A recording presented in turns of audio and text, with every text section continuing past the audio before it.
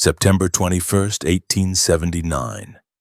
The massive iron wheels of the supply wagons ground into the dry soil outside Fort Fred Steele, marking the beginning of an expedition that would soon trade the boredom of garrison life for the chaos of a siege. Major Thomas Tipton Thornburg sat atop his mount, looking over the column of 153 soldiers and 33 heavy wagons as they began the long haul south from the Union Pacific Railroad tracks. The orders from the Department of the Platte were clear but administratively cold: march to the White River Agency, establish a presence, and support Agent Nathan Meeker in his escalating dispute with the Ute tribe. To the men of the 4th Infantry and the 5th Cavalry, the politics were irrelevant. The reality was the march itself, a grueling test of endurance against the high desert of the Wyoming Territory, where the air was thin and the sun carried a physical weight. The column moved with the lack of grace inherent to a 19th century military train. The wagons were the heavy anchors of the operation, loaded with tons of flour, hardtack, coffee, ammunition, and forage for the animals.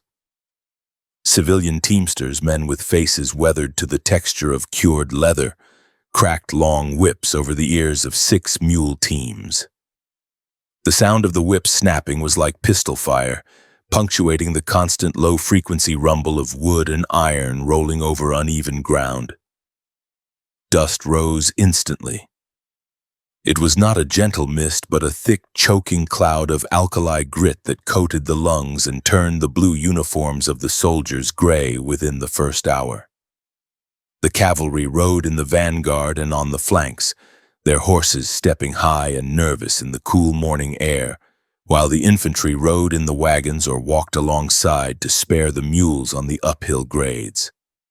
They pushed through Rawlins, a rough collection of buildings that offered the last taste of civilization, before turning their compasses south toward the Colorado border. The landscape was deceptive. From a distance, it looked like a flat expanse of sagebrush, but up close it was a broken terrain of ravines, dry washes, and rocky outcrops that hammered the suspension of the wagons. The vibration was constant. Men riding in the back of the supply wagons felt every jolt travel up their spines, their teeth rattling together as the iron tires hit stones disguised by the dust. There was no comfort to be found. The heat rose as the sun climbed to its zenith, baking the moisture out of the earth and the men. Sweat ran in rivulets down their backs, turning the dust on their skin into a gritty mud that chafed under wool collars and leather belts. Water was the primary fixation. The route was planned around the availability of creeks and springs, but in late September the water levels were low. When they reached a watering hole, the discipline of the formation loosened slightly as men and animals sought relief. The horses drank, greedily, plunging their muzzles into the cool water, while the soldiers filled canteens that would turn warm and taste of tin within an hour. Thornburg kept the pace steady.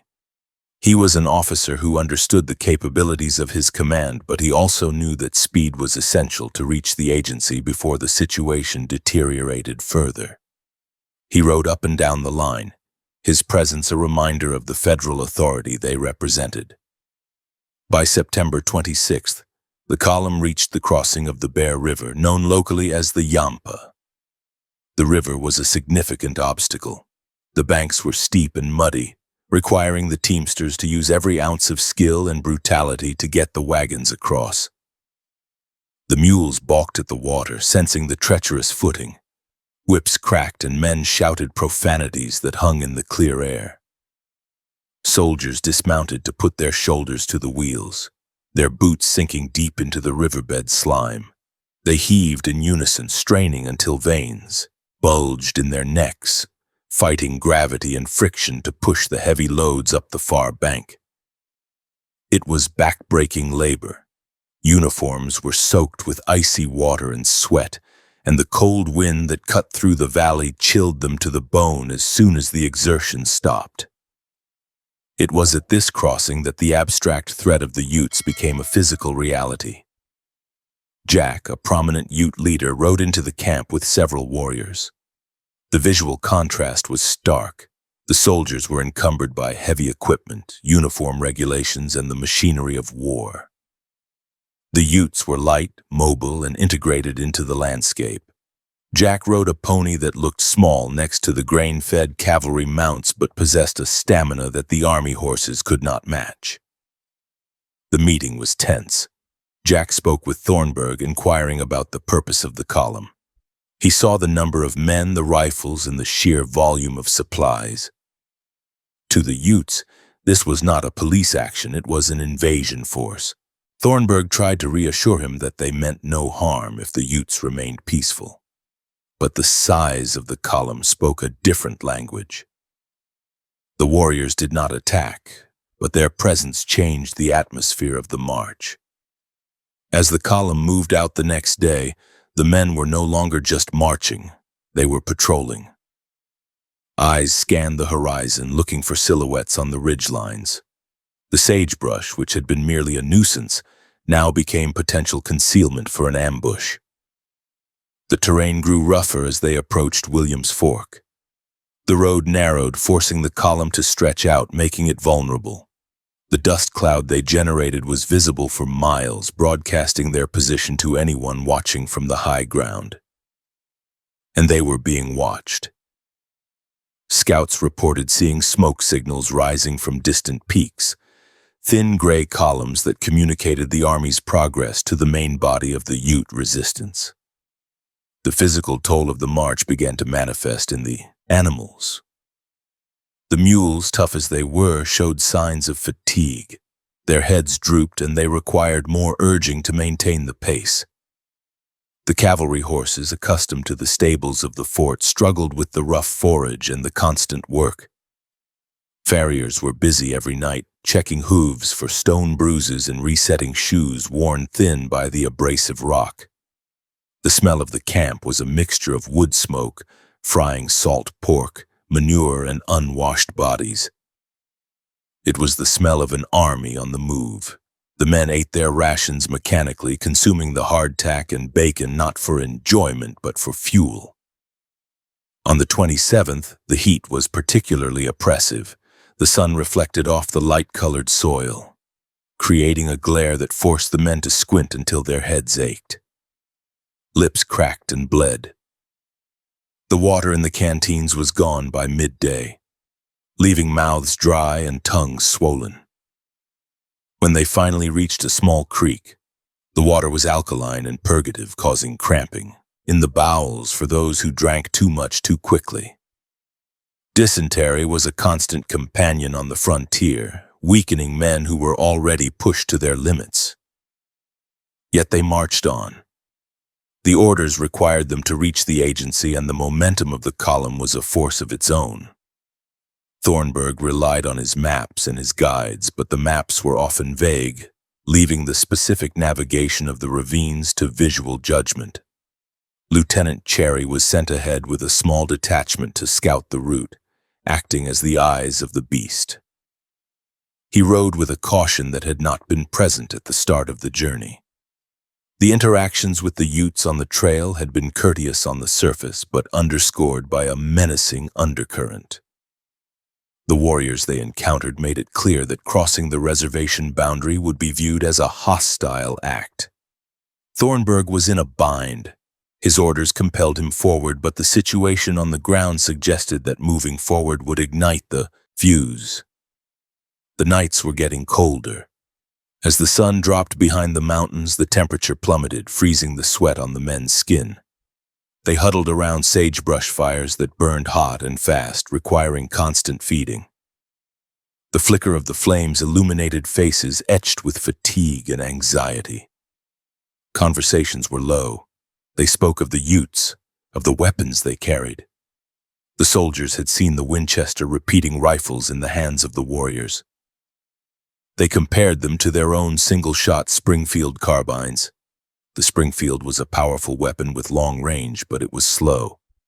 A soldier had to fire, open the breech, extract the casing, insert a new round, and close the breech. A warrior with a Winchester could fire as fast as he could work the lever. In a close-range fight, volume of fire would rule, and the soldiers knew they were outgunned in that respect. By the afternoon of September 28th, the column approached the edge of the reservation. The boundary was an invisible line on the map, but it carried the weight of a declaration of war. Thornburg decided to make camp at a location that offered water and grazing, just short of the Milk Creek crossing.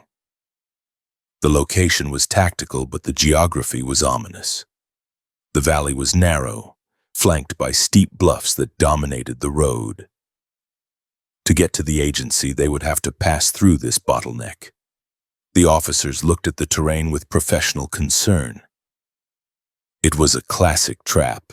High ground on three sides, a narrow passage, and limited cover.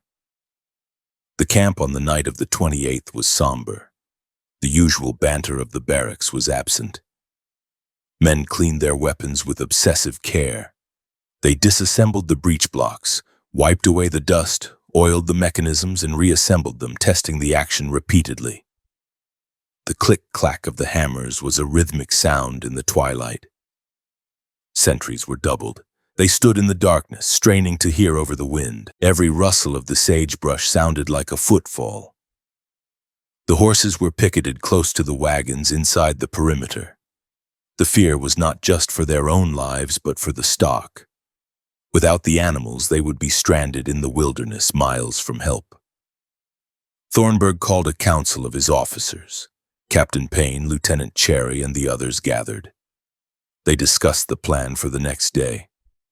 Thornburg intended to move the column through the pass and reach the agency as quickly as possible.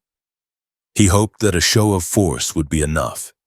He did not want to fight. He had left the majority of his soldiers back at the fort, bringing only what he thought was necessary for a police action, not a full-scale campaign. This miscalculation hung in the air, unspoken but felt by the experienced frontier officers.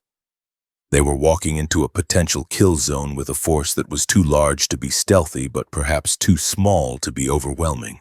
The teamsters checked the wagons one last time. They greased the axles, the smell of the petroleum lubricant mixing with the cold night air. They tightened the canvas covers and secured the loads.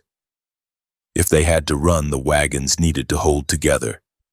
A broken wheel in the pass would block the road and trap the entire column. The mules were restless, sensing the tension of the men. They kicked at the ground and nipped at each other. The bond between the teamsters and their animals was close. They knew the moods of the beasts, and the beasts were anxious. As the night wore on, the temperature dropped further. Frost formed on the canvas of the tents and the wool of the blankets. The men slept in their uniforms, boots on, weapons by their sides. It was an uneasy sleep, broken by the stamping of horses and the call of the sentries. The Milky Way stretched across the sky, a brilliant band of light that offered no comfort. Below the horizon, in the darkness of the ridges, the Utes were moving. They were not sleeping. They were positioning themselves among the rocks and the scrub oak, sighting lines of fire, preparing the ground. They knew the soldiers were coming. They had watched every mile of the march from Fort Steele. The morning of September 29th broke cold and clear. The sky was a piercing blue devoid of clouds. The bugle sounded reveille, the notes sharp and intrusive. The camp came alive with the groans of stiff men and the clatter of equipment. Coffee was boiled and consumed quickly. The warmth of the liquid was the only comfort against the morning chill. Tents were struck and rolled. The wagons were loaded. The teamsters hitched the mules, their breath steaming in the air. The leather harnesses were cold and stiff, difficult to buckle with numb fingers. Thornburg mounted his horse. He looked tired but resolved. He gave the order to move out. The column formed up. Lieutenant Cherry took the advance guard, riding ahead to scout the road. The main body of the cavalry followed there, carbines in their scabbards, pistols on their hips. The infantry climbed into the wagons or fell in behind them. The wheels began to turn, crushing the frost-covered grass. They moved toward the ridge that overlooked Milk Creek. The ascent was slow, the mules digging their hooves into the loose soil. As they crested the rise, the valley lay before them. It looked deceptively open. The yellow grass rippled in the breeze. The creek was a dark line winding through the bottom. But the bluffs on either side were high and steep, covered in sage and rock. Thornburg rode to the crest and looked down. He could see the trail winding down into the ravine. It was a commit point. Once the wagon started down, there was no turning back. The slope was too steep to reverse the heavy loads. They would be committed to the valley floor. He scanned the ridges with his field glasses. Nothing moved. No glint of metal, no smoke. Just the stillness of the high country. He signaled the advance. The first wagon tipped over the crest and began the descent, the brakes screeching against the iron tires. The noise was deafening in the quiet valley. The soldiers marched with their eyes on the hills. They loosened the flaps on their holsters and checked the placement of their ammunition belts. The transition from the high plateau to the valley floor felt like descending into a pit. The horizon shrank. The sky became a narrow strip above the canyon walls. The air in the valley was still and smelled of dry vegetation.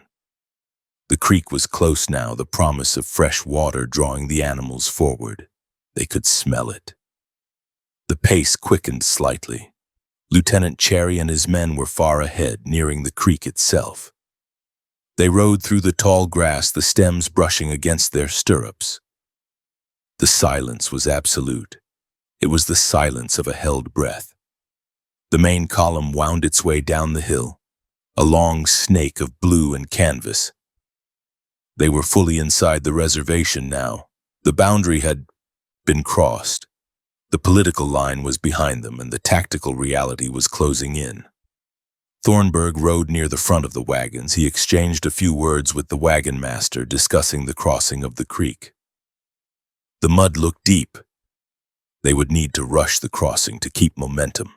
He did not know that this crossing would never happen.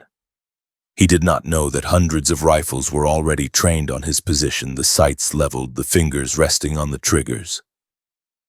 The march from Fort Steele had been a logistical struggle against the elements, a battle against dust and distance.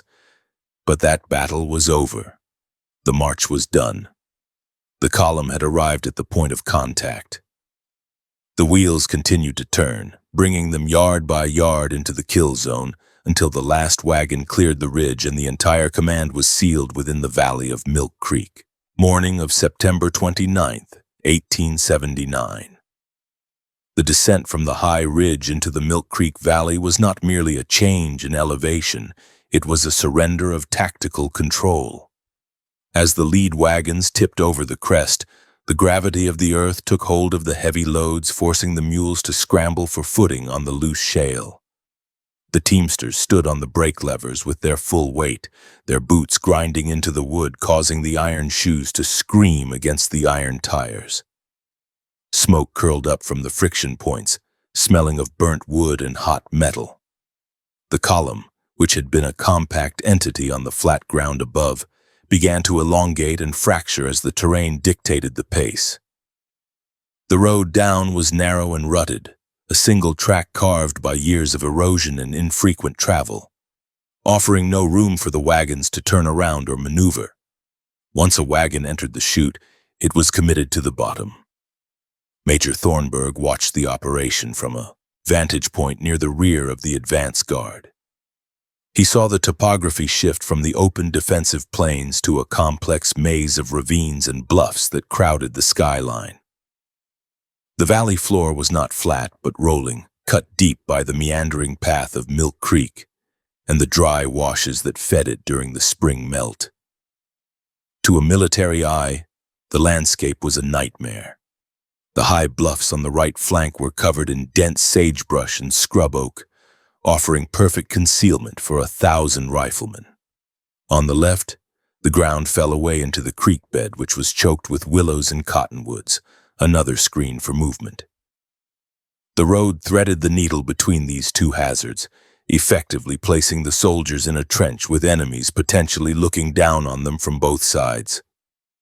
Lieutenant Cherry, commanding the advance guard, rode well ahead of the main body.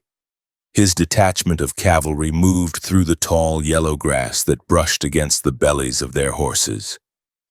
The grass was dry and brittle, snapping audibly as the animals pushed through it.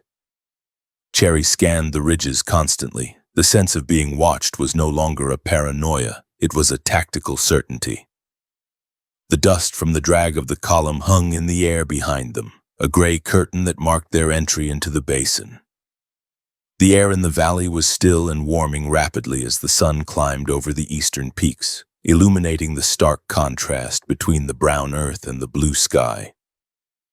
As the cavalry pushed deeper into the valley, the separation between the mounted troops and the slow-moving wagon train increased. This gap was a vulnerability. The infantrymen riding in the wagons or walking alongside the mules to keep them moving were exposed. They carried their rifles, but their mobility was tied to the lumbering pace of the draft animals. If an attack came, the cavalry would be hundreds of yards ahead, leaving the supplies and the foot soldiers to fend for themselves in the opening moments. Thornburg recognized this elasticity in his line and sent a runner to urge the wagons to close up, but the steepness of the grade and the weight of the cargo made speed impossible. The physics of the descent governed the operation. The creek itself was the immediate objective. The horses smelled the water. Their ears pricked forward and they fought the reins, wanting to break into a trot toward the moisture. The water in the creek was low, a sluggish current moving through mud banks. But to the parched throats of the men and animals, it was a lifeline. Getting to the water meant crossing the open ground at the bottom of the valley, a space devoid of cover. Cherry's men reached the creek first, their horses splashing into the shallows. The water was cold and clear before the hooves stirred up the silt. The men did not dismount. They let the horses drink while keeping their eyes on the surrounding heights. The willows along the bank were thick, limiting visibility to a few dozen feet. It was here in the riparian thicket that the trap revealed its dimensions. Lieutenant Cherry spurred his horse up the far bank, intending to secure the high ground on the opposite side to cover the wagon crossing. As he crested the rise, he stopped cold. The ridges to the south and east were not empty. Dozens of mounted figures were silhouetted against the sky. They were not just watching, they were moving with purpose, fanning out in a pincer movement designed to encircle the valley floor. These were the Ute warriors, and they held every advantage of elevation and cover. They were positioned in the rocks and the brush, their rifles invisible but present. Cherry immediately signaled to his men. The casual posture of the march vanished. Troopers pulled their carbines from the leather scabbards, the metal cold against their palms. They checked the breech blocks, ensuring a cartridge was seated in the chamber.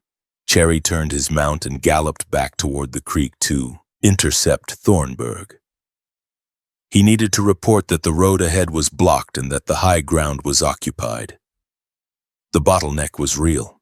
The column had walked into a geographic funnel and the Utes were closing the lid. Back at the wagon train, the descent continued. The noise was deafening. The clatter of chains, the shouting of teamsters, and the grinding of wheels filled the narrow space. The dust was blinding. Men tied handkerchiefs over their noses and mouths, looking like bandits. They could not see what was happening at the front of the column. They only knew that the road kept going down and that the walls of the valley were getting higher. The feeling of confinement was physical. The sky seemed to shrink. The bluffs loomed over them, silent and imposing. Every rock looked like a head. Every bush looked like a crouching man. Thornburg received Cherry's report near the creek crossing. The major's face tightened. He looked up at the ridges. He could see the movement. Now, flashes of color, the dark shapes of horses moving behind the scrub. He realized the magnitude of the situation. He was not facing a small raiding party. He was facing a coordinated regimental-sized force that had chosen the battlefield. He ordered the wagons to halt. The teamsters pulled back on the reins, the mules confused by the sudden stop on the flat ground. The wagons bumped into one another, creating a tangled mass of wood and animals near the water. The halt caused a ripple effect of confusion. The infantrymen scrambled out of the wagons, their boots hitting the hard ground. They formed a loose perimeter around the vehicles, rifles at the ready. They did not know what was happening, only that the forward motion had stopped, and the officers were shouting commands. The silence of the valley returned, heavier than before. The noise of the wagons died away, replaced by the stamping of hooves and the wind in the sagebrush. In that silence, the click of a rifle hammer being cocked was audible at 50 yards. Thornburg rode forward to assess the line. He saw that the Utes had effectively cut off the advance. To push forward would mean charging uphill into prepared positions. To retreat would mean hauling the wagons back up the steep grade they had just descended. A slow process that would leave them exposed to fire for hours. They were pinned. The only option was to hold the ground and try to negotiate, or to fight their way out. He signaled for his interpreter, a man named McCarty, to try and speak with the warriors. But the distance was too great, and the posture of the Utes was unmistakable. They were not there to talk. On the ridges, the Ute warriors tightened their grip. They adjusted their sights. They moved laterally along the bluffs, extending their line to wrap around the rear of the column. They were closing the back door. The soldiers in the rear guard saw this movement. They saw the warriors slipping through the ravines, cutting off the retreat route back to the ridge. The trap was three-dimensional. It wasn't just a blockade, it was a net. The warriors used the terrain with a mastery that the soldiers could not replicate. They knew every fold in the ground, every washout that offered cover. They flowed through the landscape like water, while the soldiers were stuck in the mud of the valley floor. Lieutenant Cherry decided to make one last attempt to defuse the kinetic potential of the moment. He rode out slightly ahead of his men, waving his hat in a gesture of parley. It was a universal sign on the frontier, a request for a pause. He shouted greetings, hoping to engage a chief, perhaps Jack or Colorado, to stop the escalation. The response was a shift in the Ute line. The warriors did not wave back. They spread out further, optimizing their angles of fire. A warrior on the ridge brought his rifle to his shoulder, the barrel glinting in the sunlight. He tracked Cherry's movement. The intent was clear. The time for words had passed when the column crossed the reservation line. The heat of the day began to build. The sun beat down into the valley, baking the clay soil. The smell of sagebrush became pungent, mixing with the sweat of the horses. Flies began to buzz around the heads of the mules, drawn by the moisture of their eyes and mouths. The soldiers wiped sweat from their foreheads, their hands shaking slightly. The waiting was the worst part. The adrenaline surged, but there was no release. Muscles tensed for action that had not yet arrived. The heart rates of the men climbed, their breathing shallow and rapid. They looked at the officers, waiting for the command that would break the tension. Thornburg made a tactical decision. He ordered the wagons to park and the men to deploy into a skirmish line. It was a defensive posture. He hoped that by showing he was stopping and not advancing further toward the agency, the Utes might hold their fire. The soldiers moved to execute the order. They fanned out from the wagons, seeking low spots in the ground, kneeling in the grass. The click of bayonets being fixed to the ends of the rifles rippled down the line. It was a sharp metallic sound that signaled lethal intent. The sun flashed off the polished steel blades. The geography of the bottleneck forced the skirmish line to be dangerously thin. The soldiers had to cover a wide arc to protect the wagons. There were large gaps between the men. A soldier looked to his left and right, seeing his comrades spaced 5 or 10 yards away. It felt lonely. In the barracks, they were a mass. Here, in the sagebrush, they were individuals facing a collective enemy. The grass was high enough to obscure their vision when they lay prone. They had to pop their heads up to see the targets, exposing themselves to the high ground. The Utes held the high cards, They had the elevation, which meant their bullets would carry further and hit harder. They had the cover, and they had the numbers locally, and they had concentrated. They watched the soldiers deploy. They saw the blue uniforms against the yellow grass, perfect targets. They waited for the signal. The discipline of the warriors was absolute. No one fired prematurely. They waited until the soldiers were fully committed to the valley floor, until the wagons were jammed together, until the confusion was at its peak. Suddenly, a single shot rang out. It was not clear who fired it, a nervous soldier whose finger slipped on the trigger, or a Ute signal shot. The sound was a flat crack that echoed off the canyon walls. It was the catalyst.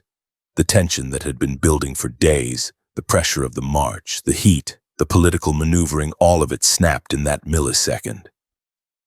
The air, previously filled only with the sound of wind and insects, was instantly torn apart. The response from the ridges was a volley of such intensity that it sounded like a continuous roll of thunder. Smoke erupted from the sagebrush on the bluffs, a ring of white puffs that marked the enemy positions. Bullets slammed into the ground around the soldiers, kicking up spurts of dust. They whined through the air, snapping like angry insects. The sound of slugs hitting flesh and wood began immediately. The horses screamed. The mules, panicked by the noise and the pain of bullet strikes, reared and kicked in their harnesses, tangling the wagons further. Thornburg's horse reared, but he kept his seat. He drew his revolver, the heavy Colt Navy model. He shouted orders, but his voice was lost in the cacophony. He saw his men dropping into the dirt, some seeking cover, others struck down. The skirmish line wavered. The volume of fire coming from the Utes was overwhelming. They were using Winchester repeaters, pumping rounds into the valley floor at a rate the soldiers could not match with their single-shot carbines. The air was thick with flying metal. The bottleneck had become a slaughter pen. The soldiers were caught in the open with the sun in their eyes and the enemy above them. The wagons, which were supposed to be their supply base, became a liability. The mules were out of control, dragging the heavy vehicles in erratic circles, crushing men and equipment. The orderly military formation dissolved into chaos. Men scrambled for the creek bank, for the wheels of the wagons, for any depression in the earth that offered an inch of protection. Lieutenant Cherry, still forward with his detachment, found himself cut off. The fire from the ridges swept across his position, forcing his men to dismount and fight on foot. They used their horses as shields, a grim tactic that cost the animals their lives. The horses took the hits intended for the men, collapsing with heavy thuds into the dry grass. Cherry directed his men to fall back toward the wagons, fighting a rearguard action against a closing circle of warriors. They moved in bounds, one group firing while the other ran, the dust kicking up around their boots. The Utes pressed their advantage. They moved down the slopes, using the ravines to get closer. They were flanking the column on both sides, aiming to envelop the entire force. The crossfire was devastating. Bullets fired from the north ridge struck the soldiers facing south and vice versa. There was no safe side of a wagon or a rock. The fire came from everywhere. The soldiers spun in circles trying to find a target, but the Utes were ghosts in the smoke. Thornburg saw the flank collapsing. He saw the warriors pushing toward the wagons to cut the train in half. He realized that if they lost the wagons, they lost the ammunition and the water. He spurred his horse toward the center of the line, trying to rally the infantry. He waved his pistol, a focal point for the terrified men. He needed to establish a perimeter, a defensive shell that could withstand the storm. He screamed for the captains to pull their companies in to tighten the circle. The noise of the battle was a physical force. The concussions of hundreds of rifles firing in a confined valley created a pressure wave that hammered the ears. The smell of smokeless powder was absent. This was the era of black powder. Thick sulfurous smoke drifted down from the ridges and rose from the valley floor, creating a fog of war that obscured vision and burned the throat. The beautiful clear autumn morning was gone. replaced by a gray, choking hell. A sergeant near the lead wagon took a round to the shoulder. The impact spun him around and he fell against the wheel spokes. He did not scream. He just slid down the wood, leaving a bright smear of red. His blood mixed with the dust. A private next to him fumbled with his breech block, his hands shaking so badly he dropped his cartridge. He scrabbled in the dirt to find it, bullets kicking dirt into his face. This was the reality of the ambush. It was not a glorious charge.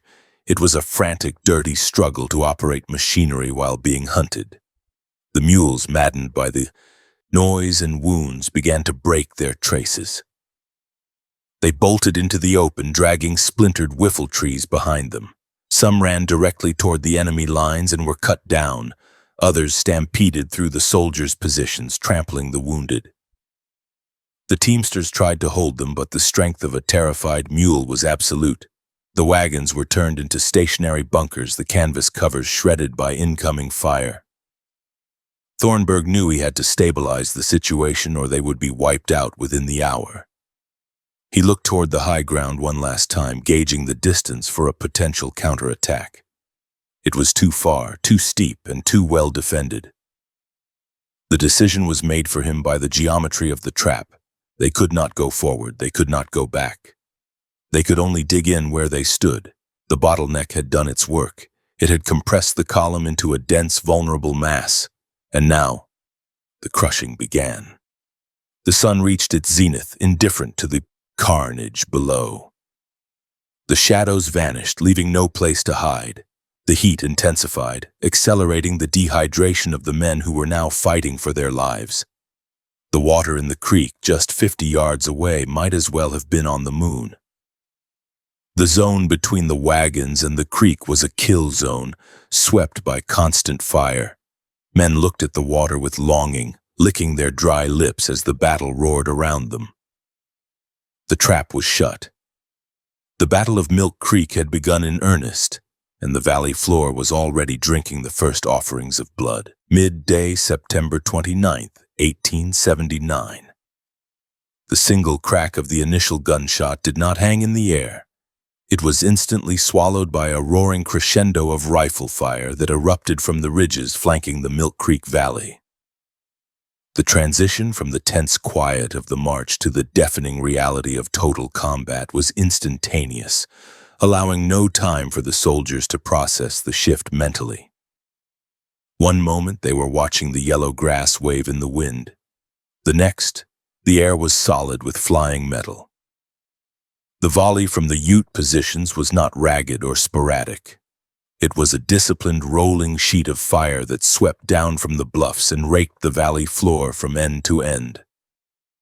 The sound was physically painful, a continuous hammering against the eardrums that drowned out the shouts of the non-commissioned officers trying to maintain the formation.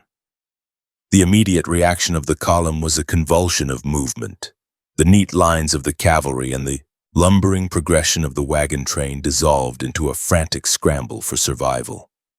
The ground around the soldiers erupted in thousands of small geysers of dust as the projectiles struck the dry earth. The noise of the impacts was distinct, the sharp thwack of a slug hitting hard-packed clay, the hollow thud of one striking wood, and the wet, sickening slap of projectiles finding flesh. Men threw themselves prone, not waiting for a command, their bodies hitting the dirt with a violence born of pure instinct.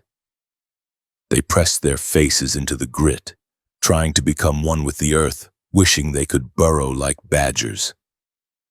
The yellow grass, which had seemed so tall a moment ago, now felt criminally short, offering no protection against the plunging fire that rained down from the heights. The wagon train, the heavy spine of the expedition, became the epicenter of the disaster. The mules, bred for pulling and endurance but not for the chaos of a firefight, went mad. The sudden wall of noise and the stinging pain of bullet wounds sent them into a frenzy. A 6-mule team attached to a heavy supply wagon bolted, the driver sawing uselessly at the reins. The front pair of mules turned sharp left, seeking to escape the noise while the wheel mules tried to back up. The result was a jackknife that snapped the heavy hickory tongue of the wagon like a dry twig. The wagon tipped onto two wheels, hung there for a breathless second, and then crashed over, spilling crates of hardtack and sacks of flour onto the sagebrush. The flour sacks burst on impact, sending up white clouds that mixed with the gray gun smoke, creating a surreal fog that drifted through the kill zone. Teamsters jumped from their benches, abandoning the terrified animals to save themselves. They crawled under the chassis of the wagon, seeking the shelter of the solid oak beds and the iron-rimmed wheels. But the wagons were not bunkers. They were traps. The Ute marksmen on the high ground could see, over the tops of the wagons, firing down into the huddle of men seeking refuge behind them. Bullets punched through the canvas covers, splintering the wooden crates inside and exiting the other side to strike the men huddled in the dirt. The wood of the wagon boxes splintered and flew in all directions, turning the cover itself into shrapnel. A teamster near the center of the train took a round through the calf, the bullet shattering the bone. He dragged himself through the dust, leaving a trail of bright arterial blood, screaming for a medic who could not possibly reach him through the storm of fire. At the front of the column, the advance guard under Lieutenant Cherry was disintegrating. They were caught in the open, hundreds of yards from the main body, exposed on the flat ground near the creek. The fire directed at them was intense and accurate. The soldiers tried to return fire, but their targets were indistinct. The Utes used the terrain with a mastery that frustrated the army. Regulars. A warrior would pop up from behind a rock, fire a lever-action Winchester, and vanish before a soldier could bring his heavy Springfield to bear. The rate of fire was the deciding factor. The soldiers fumbled with the breech blocks of their carbines, their fingers clumsy with adrenaline, dropping cartridges into the grass. For every shot a soldier fired, 10 rounds came back from the ridge. The horses of the cavalry detachment were slaughtered where they stood. A horse is a large target, and the Utes knew that killing the mounts would immobilize the soldiers. The animals screamed, a high, human-like sound that tore at the nerves of the troopers. A sorrel gelding struck in the flank, reared up on its hind legs, pawing the air before collapsing on top of its rider. The trooper struggled to free his leg from under the 1,000-pound weight, digging at the ground with his hands while bullets kicked dirt into his eyes. Other horses broke their reins and galloped blindly. Through the skirmish line, their eyes wide with terror, trampling men and drawing more fire as they ran. The smell of blood, hot and metallic, began to overpower the smell of sage. Captain Payne, trying to organize a defense near the center, found that his voice was useless. He resorted to hand signals, waving his arms to direct the men to fall back toward the wagons. The order was retreat, but the execution was a rout. Men rose from the grass, fired a wild shot toward the bluffs, and ran in a crouch toward the cluster of wagons. As they ran, the fire intensified. The Utes anticipated the movement and concentrated their fire on the open ground between the skirmish line and the wagons. Soldiers dropped mid-stride, their momentum carrying them forward into the dirt. Some lay still. Others writhed in agony, clutching bellies or limbs, calling out names of friends or mothers. The survivors did not stop to help them. To stop was to die. They dove behind the wheels of the wagons, gasping for air, their chests heaving, their faces masked in dust and sweat. The tactical cohesion of the unit was gone. Squads were mixed. Infantrymen were fighting alongside dismounted cavalry troopers and civilian teamsters. There was no longer a Company E or a Company F. There was just a mob of terrified men trying to put something solid between themselves and the ridges. The officers, stripped of their ability to maneuver the force, became individual riflemen, fighting for their own survival alongside the privates. Thornburg himself was riding back and forth, a conspicuous target on his horse, trying to make sense of the carnage. He shouted at the men to hold their fire and aim, to stop wasting ammunition on the rocks, but the panic was contagious. Men fired blindly into the smoke, driven by the need to do something, anything, to push back the invisible death raining down on them. The heat of the day added to the misery. The sun, now high overhead, beat down into the valley, raising the temperature to an uncomfortable level. The soldiers, wearing heavy blue wool uniforms buttoned to the neck, began to overheat. Sweat poured into their eyes, stinging and blurring their vision. The dust raised by the stampeding mules and the impacting bullets coated their throats, making every breath a struggle. Canteens were empty or lost in the scramble. Thirst became a sharp, immediate pain, competing with the fear of death. The creek was there, agonizingly close, the water reflecting the sunlight. But the space between the wagons and the water was a death strip. Anyone who tried to run for it was cut down instantly. The Utes pushed their advantage, moving down from the high ridges into the ravines that fed into the valley floor. This brought them closer, within easy killing range. They utilized the dry washouts as trenches, crawling forward until they were only yards away from the perimeter. From these lower positions, they could fire horizontally into the wagon corral, negating the cover of the wheels. The soldiers were forced to dig. They used bayonets, tin cups, knives, and their bare hands to claw at the hard-packed earth, trying to create shallow depressions. The ground was stubborn, baked hard by the summer sun. Fingernails broke and fingers bled, but they kept digging. A few inches of dirt meant the difference between life and death. The encirclement was completing itself. The warriors who had been on the north ridge moved across the valley floor to the east, cutting off the road back to Rawlins. The column was now an island in a sea of hostility. There was no way out. The realization of this trap settled heavily on the men. They were not fighting a delay action. They were fighting a siege. The road they had just marched down was empty now, save for the bodies of the horses and men who had fallen in the initial retreat. The dust settled on the corpses, turning them into mounds indistinguishable from the earth. Inside the perimeter of the wagons, the situation was a bedlam of noise and confusion. Wounded men were dragged into the center behind the piles of sacks and crates. The army surgeon, Dr. Grimes, worked frantically in the dirt.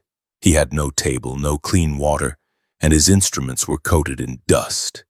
He cut away uniforms to reveal gaping gunshot wounds, the dark blood soaking into the thirsty ground.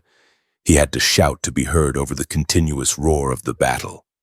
He applied tourniquets made of handkerchiefs and belts, trying to stem the flow of life from the shattered bodies. The screams of the men under his hands were terrible, raw sounds of animal pain that unnerved the defenders nearby. The mules that remained within the circle were a danger to everyone. They kicked and bit, tangled in their harnesses. Some had been hit and were thrashing in their death throes, their iron-shod hooves lashing out with lethal force. Soldiers had to shoot the animals that were too wild or too wounded, adding their own gunfire to the cacophony. The heavy carcasses of the mules became part of the defensive wall. Men piled behind the warm bodies of the animals they had groomed that morning, resting their rifles on the flanks of the dead beasts. It was a grotesque fortification, but it stopped bullets. The Utes ignited the dry grass on the windward side of the valley. The smoke from the fire rolled toward the soldiers, a thick, acrid cloud that burned the eyes and lungs. It provided a screen for the warriors to advance even closer. Through the haze, the soldiers could see the dark shapes of the enemy moving, shifting positions, probing for weaknesses in the line. The fear of being overrun was acute.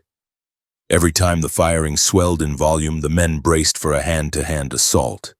They fixed bayonets, the steel clicking into place on the hot barrels of their rifles. They gripped the stocks until their knuckles were white, waiting for the rush that they felt was inevitable. On the perimeter, a young private, no more than 20 years old, stopped firing. He sat with his back against a wagon wheel, staring at his hands. He had gone into shock. The overload of sensory input, the noise, the blood, the heat, had shut down his mind. A sergeant crawled over to him and shook him violently, screaming into his face to pick up his weapon. The private looked at him with vacant eyes, uncomprehending. The sergeant slapped him hard across the face. The private blinked, the reality of the hellscape rushing back in. He fumbled for his rifle, his hands trembling uncontrollably, and returned to the line. This scene played out across the formation, men breaking and being forced back together by the sheer necessity of survival. The ammunition supply became a critical concern immediately. The soldiers carried 40 rounds in their belts, but in the panic of the first hour, many had fired wildly, wasting precious shots. The reserve ammunition was in the wagons, some of which were overturned or exposed to heavy fire. Men had to crawl on their bellies to the supply wagons, reaching up to drag heavy crates down into the dirt. They pried the lids open with bayonets, grabbing handfuls of the copper cartridges and distributing them to the men on the line. The brass casings of the spent rounds littered the ground, hot to the touch, shining like gold coins in the dust. The command structure had to be reinvented on the fly. With the formation broken, authority fell to whoever was calmest. Corporals took charge of captain's work if the captain was pinned down or wounded. The distinct lines of rank blurred. A teamster who was a crack shot with his personal rifle found himself directing the fire of 3 Army privates. They listened to him because he was hitting targets. Competence became the only rank that mattered in the dirt of Milk Creek. The goal was simple: keep the enemy heads down, protect the wounded, and don't die. As the afternoon wore on, the volume of fire did not slacken. The Utes had plenty of ammunition, and they were relentless. They fired at anything that moved, a hand raised to adjust a hat, a canteen lifted to a soldier's lips, a head popping up to check the line. All drew instant fire. The soldiers learned quickly to move slowly, to keep low, to minimize their profile. They became creatures of the dirt, slithering like snakes, living in the 2 feet of space between the ground and the sheet of bullets passing overhead. The destruction of the wagons continued. Spokes were shot out of wheels until the wheels collapsed. Axles were shattered. The contents of the wagons were shredded. Cans of peaches and tomatoes were punctured, leaking their juices onto the floorboards. Blankets and coats packed in the wagons were riddled with holes. The material wealth of the expedition, thousands of dollars of government property, was being reduced to trash in real time. The soldiers watched their supplies being destroyed, knowing that every can of food lost was a meal they would not eat. Every blanket ruined was a night they would freeze. The sun moved across the sky, casting long shadows that offered no relief. The heat remained trapped in the valley floor. The smell of the battlefield changed. It was no longer just powder and sage. It was the smell of death. The bodies of the men and horses killed in the first minutes were beginning to bloat in the sun. Flies descended in black clouds, settling on the faces of the living and the dead alike. The soldiers swatted them away constantly, a futile gesture against the insect horde. Thornburg, still alive at this point, managed to bring some semblance of order to the center. He had established a core defense around the ambulance wagon and the few supply wagons that were still upright. He ordered the men to link up, to close the gaps in the line. It was a fragile perimeter, shaped like an irregular oval hugging the ground. It was not a fort, it was a desperate huddle, but it was defensible. The soldiers, seeing that they were not being overrun immediately, began to settle into a grim rhythm. Load, aim, fire, duck. The panic of the initial collapse slowly hardened into a cold, hateful resolve. They were trapped, they were hurt, and they were terrified, but they were still armed. The collapse of order had been total in the first hour. The pristine military column was gone, replaced by a wreckage of wood and flesh. But from that wreckage, a new kind of order was emerging, the primal order of the cornered animal. The soldiers of the 4th Infantry and 5th Cavalry had ceased to be an army on parade. They were now survivors in a pit. The Battle of Milk Creek had transitioned from an ambush to a siege, and the men in the dirt knew that the longest part of the day was still ahead of them. The sun beat down, the bullets flew, and the valley floor waited to claim more of them before the sun went down. Early afternoon, September 29th, 1879. The sun had crossed its zenith, removing the last vestiges of shadow from the Milk Creek Valley and exposing the soldiers of the United States Army to the full, unblinkered scrutiny of the Ute marksman. Major Thomas Tipton Thornburg, a man of imposing physical stature and professional rigidity, found himself at the center of a collapsing tactical geometry. He was positioned between the two severed halves of his command, the wagon train, which had become a besieged island of panic, and Lieutenant Cherry's detachment, which was fighting a desperate rearguard action near the creek. The space between these 2 points was a zone of absolute lethality, swept by a crossfire that churned the dust into a permanent haze. Thornburg realized with a cold clarity that the offensive phase of the operation, which had technically never begun, was over. The only objective remaining was the preservation of the force. Thornburg sat atop his horse, a large, spirited animal that made him the most conspicuous target on the field. In the chaos of the initial ambush, he had ridden forward to assess Cherry's position, hoping to find a flank that could be turned or a piece of high ground that could be seized. What he found was a slaughter in progress. The high bluffs commanded the creek bed completely. The willows offered concealment but no cover against the heavy caliber rounds plunging down from the ridges. He saw his troopers taking hits, their bodies jerking under the impact of the slugs. He saw the horses thrashing in the water and the mud. The major shouted for Cherry to withdraw, to pull his men back to the wagons. It was a command that acknowledged defeat in the immediate tactical sense, trading ground for the hope of survival. The noise of the battlefield was a physical wall that Thornburg had to shout over.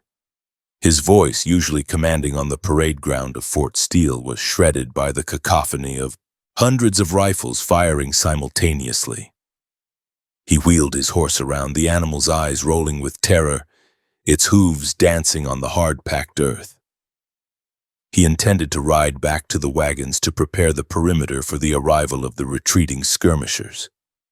He needed to ensure that the teamsters had cleared a lane through the wreckage of the supply train so the men running for their lives would not be trapped against their own barricades.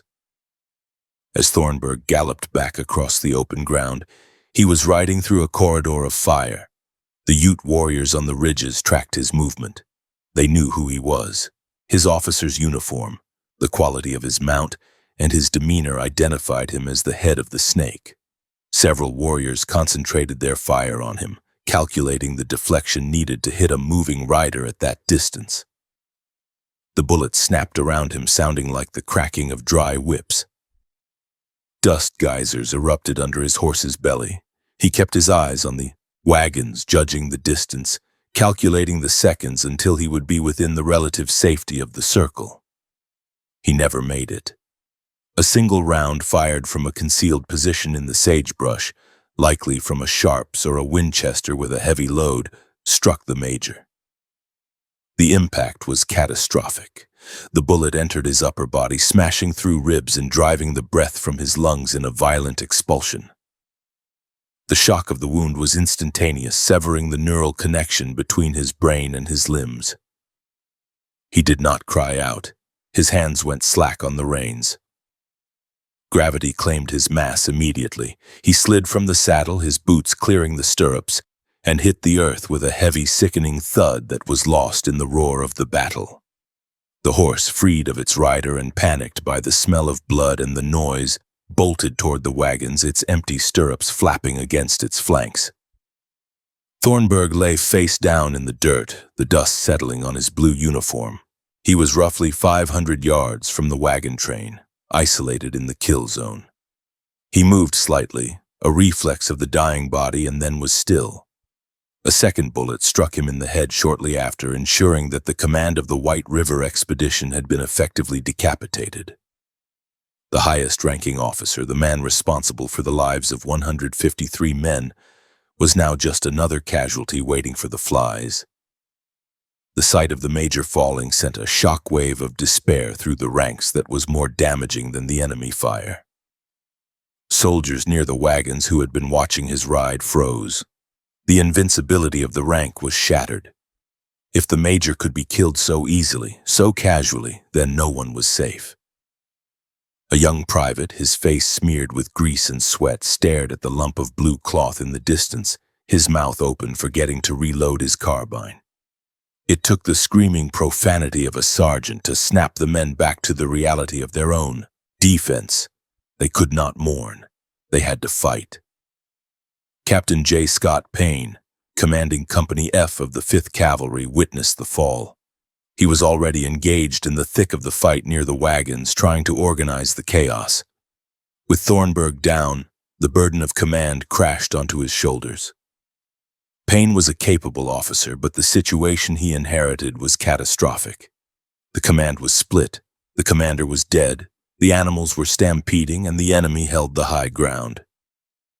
He did not have time to formulate a complex strategy. He had one imperative: consolidation. He shouted for the bugler, but the bugler was either dead or unable to hear. Payne resorted to running along the line, exposing himself to the fire, screaming orders to the men to provide covering fire for the retreat. Payne himself was not unscathed. A bullet had grazed his skin, a burning sting that registered only peripherally in his mind. Later he would discover other injuries, but in the heat of the moment. The adrenaline masked the pain. He saw that Cherry's men were beginning their withdrawal, a ragged movement of men running in bounds, stopping to fire and running again. They were moving from the creek bottom up the slight incline toward the wagons. This uphill run slowed them down, making them perfect targets. The Utes intensified their fire, sensing the rout. The air between the creek and the wagons became a swarm of copper and lead. Lieutenant Cherry, having received the last order from Thornburg, was executing the retrograde movement with as much discipline as possible. He ordered his men to abandon the horses that were dead or immobile. The men who still had mounts spurred them mercilessly, riding low over the necks of the animals. Those on foot had to run. The physical exertion was immense. They were carrying rifles, ammunition belts, and canteens, running uphill in heavy boots through sagebrush that snagged at their ankles. Their lungs burned. The high-altitude air was thin, offering little oxygen to the starving muscles. As the retreating soldiers closed the distance to the wagons, the fire from the ridges became plunging fire. The Utes were firing over the heads of the running men, aiming for the wagon circle to suppress the covering fire, and then dropping their sights to pick off the runners. A trooper near the rear of Cherry's formation was struck in the back. He pitched forward, his rifle flying from his hand. He tried to crawl, his fingers digging into the dirt, but a second shot ended his struggle. His comrades did not stop. The ethos of "leave no man behind" was suspended by the physics of survival. To stop was to join him. Captain Payne saw the danger of the men being cut down in the open. He ordered a squad near the wagons to focus their fire on a specific cluster of rocks on the north ridge where the incoming fire was heaviest. The soldiers, prone behind the wheels, unleashed a volley. The white smoke from their Springfields obscured their vision for a moment, but it forced the Ute marksmen to duck. In that brief window of suppressed fire, the first of Cherry's men dove over the wagon tongues and into the perimeter. They collapsed on the ground, chests heaving, vomiting from exhaustion and terror. The consolidation of the force brought a new set of problems. The wagon circle, which was already crowded with mules and crates, was now packed with men. The perimeter was roughly elliptical, a haphazard collection of wagons parked nose to tail, but with gaps where the mules had broken the formation. Payne ran to the gaps, ordering men to fill them with anything available. Saddles, bedding rolls, dead horses. The defense had to be continuous. If the Utes breached the circle, it would be a massacre of knives and clubs. Thornburg's body remained where it had fallen. It was a psychological anchor drawing the eyes of the men. Several soldiers asked Payne for permission to run out and retrieve the major. Payne denied the request. He knew it was suicide. The ground around Thornburg's corpse was being churned by bullets. The Utes knew the soldiers would want the body, and they used it as bait. They fired at the corpse occasionally, the bullets causing the dead limbs to jump, a macabre display that enraged and horrified the troops inside the perimeter. The major would have to wait. The living had priority. The reality of their entrapment settled in as the afternoon wore on. The sun was relentless. The wounded men dragged into the center of the corral were crying out for water. The surgeon, Dr. Grimes, was overwhelmed. He was working in the dirt, his hands slick with blood. He had no way to sterilize his instruments. He probed for bullets with his fingers and forceps, the men biting down on leather straps or pieces of wood to stifle their screams. Payne went to the surgeon, checking on the status of the casualties. The report was grim. Too many men hit, not enough bandages, and no way to evacuate. Payne realized that the command structure needed to be rigid to prevent a total collapse of morale. He moved among the men, speaking not with false hope, but with professional determination. He told them to dig. The wagons were not enough. The wood was splintering under the heavy fire. They needed earth. Men used their trowel bayonets, a piece of equipment often maligned for its poor utility as a weapon, but now priceless as a digging tool. They scraped at the hard ground, creating shallow pits. They piled the dirt in front of them, creating a berm. Every inch of depth was a percentage point of survival. The Utes, seeing the soldiers fortifying, changed their tactics. They moved closer, utilizing the deep ravines that cut through the valley floor. These ravines allowed them to approach within 50 to 100 yards of the wagons without being seen. From these defilade positions, they could pop up, fire, and drop back down. It was a game of whack-a-mole where the penalty for losing was a bullet in the face. The soldiers had to remain hyper-vigilant, watching the lip of the ravines constantly. The mental strain was exhausting.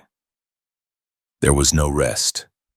One of the teamsters, a man named McCarty, who had been instrumental in the earlier logistics, proved his worth in combat. He took up a position behind a dead mule, using a buffalo gun he had brought personally.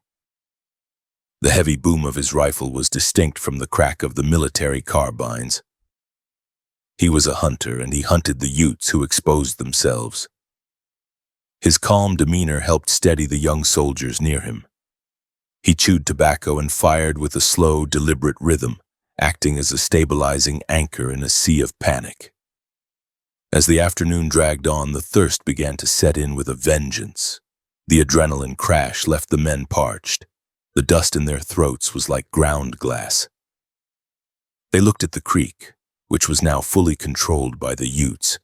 The water was visible, tantalizingly reflecting the blue sky, but it was inaccessible. The Utes shot at anyone who even looked like they were making a move toward the water.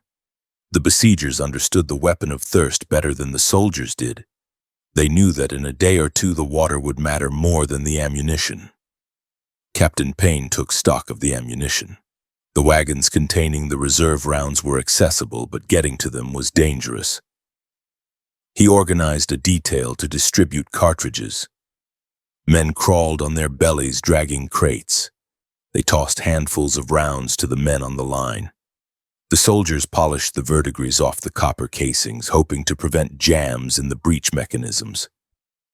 A jammed rifle was a useless club, and in this fight, a useless weapon meant death. The death of the major had another effect.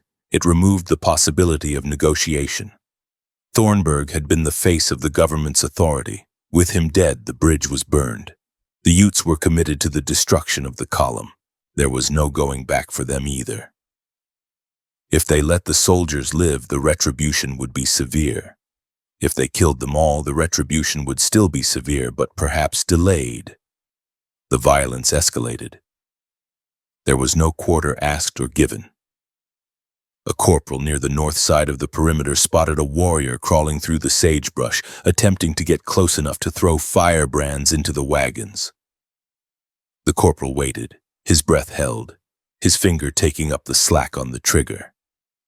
When the warrior rose to throw, the corporal fired. The warrior spun and fell. There was no cheer from the soldiers, just a grim satisfaction. It was a transactional exchange, one threat removed. The sun began its slow descent toward the western horizon, but the heat did not abate.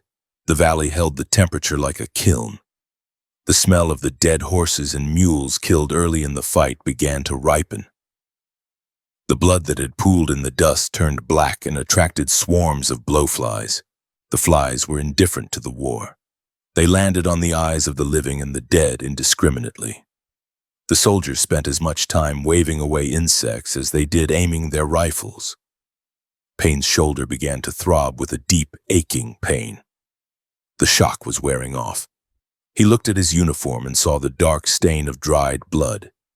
He could not afford to go to the surgeon. He needed to be seen by the men. He needed to be the visible proof that the command still existed.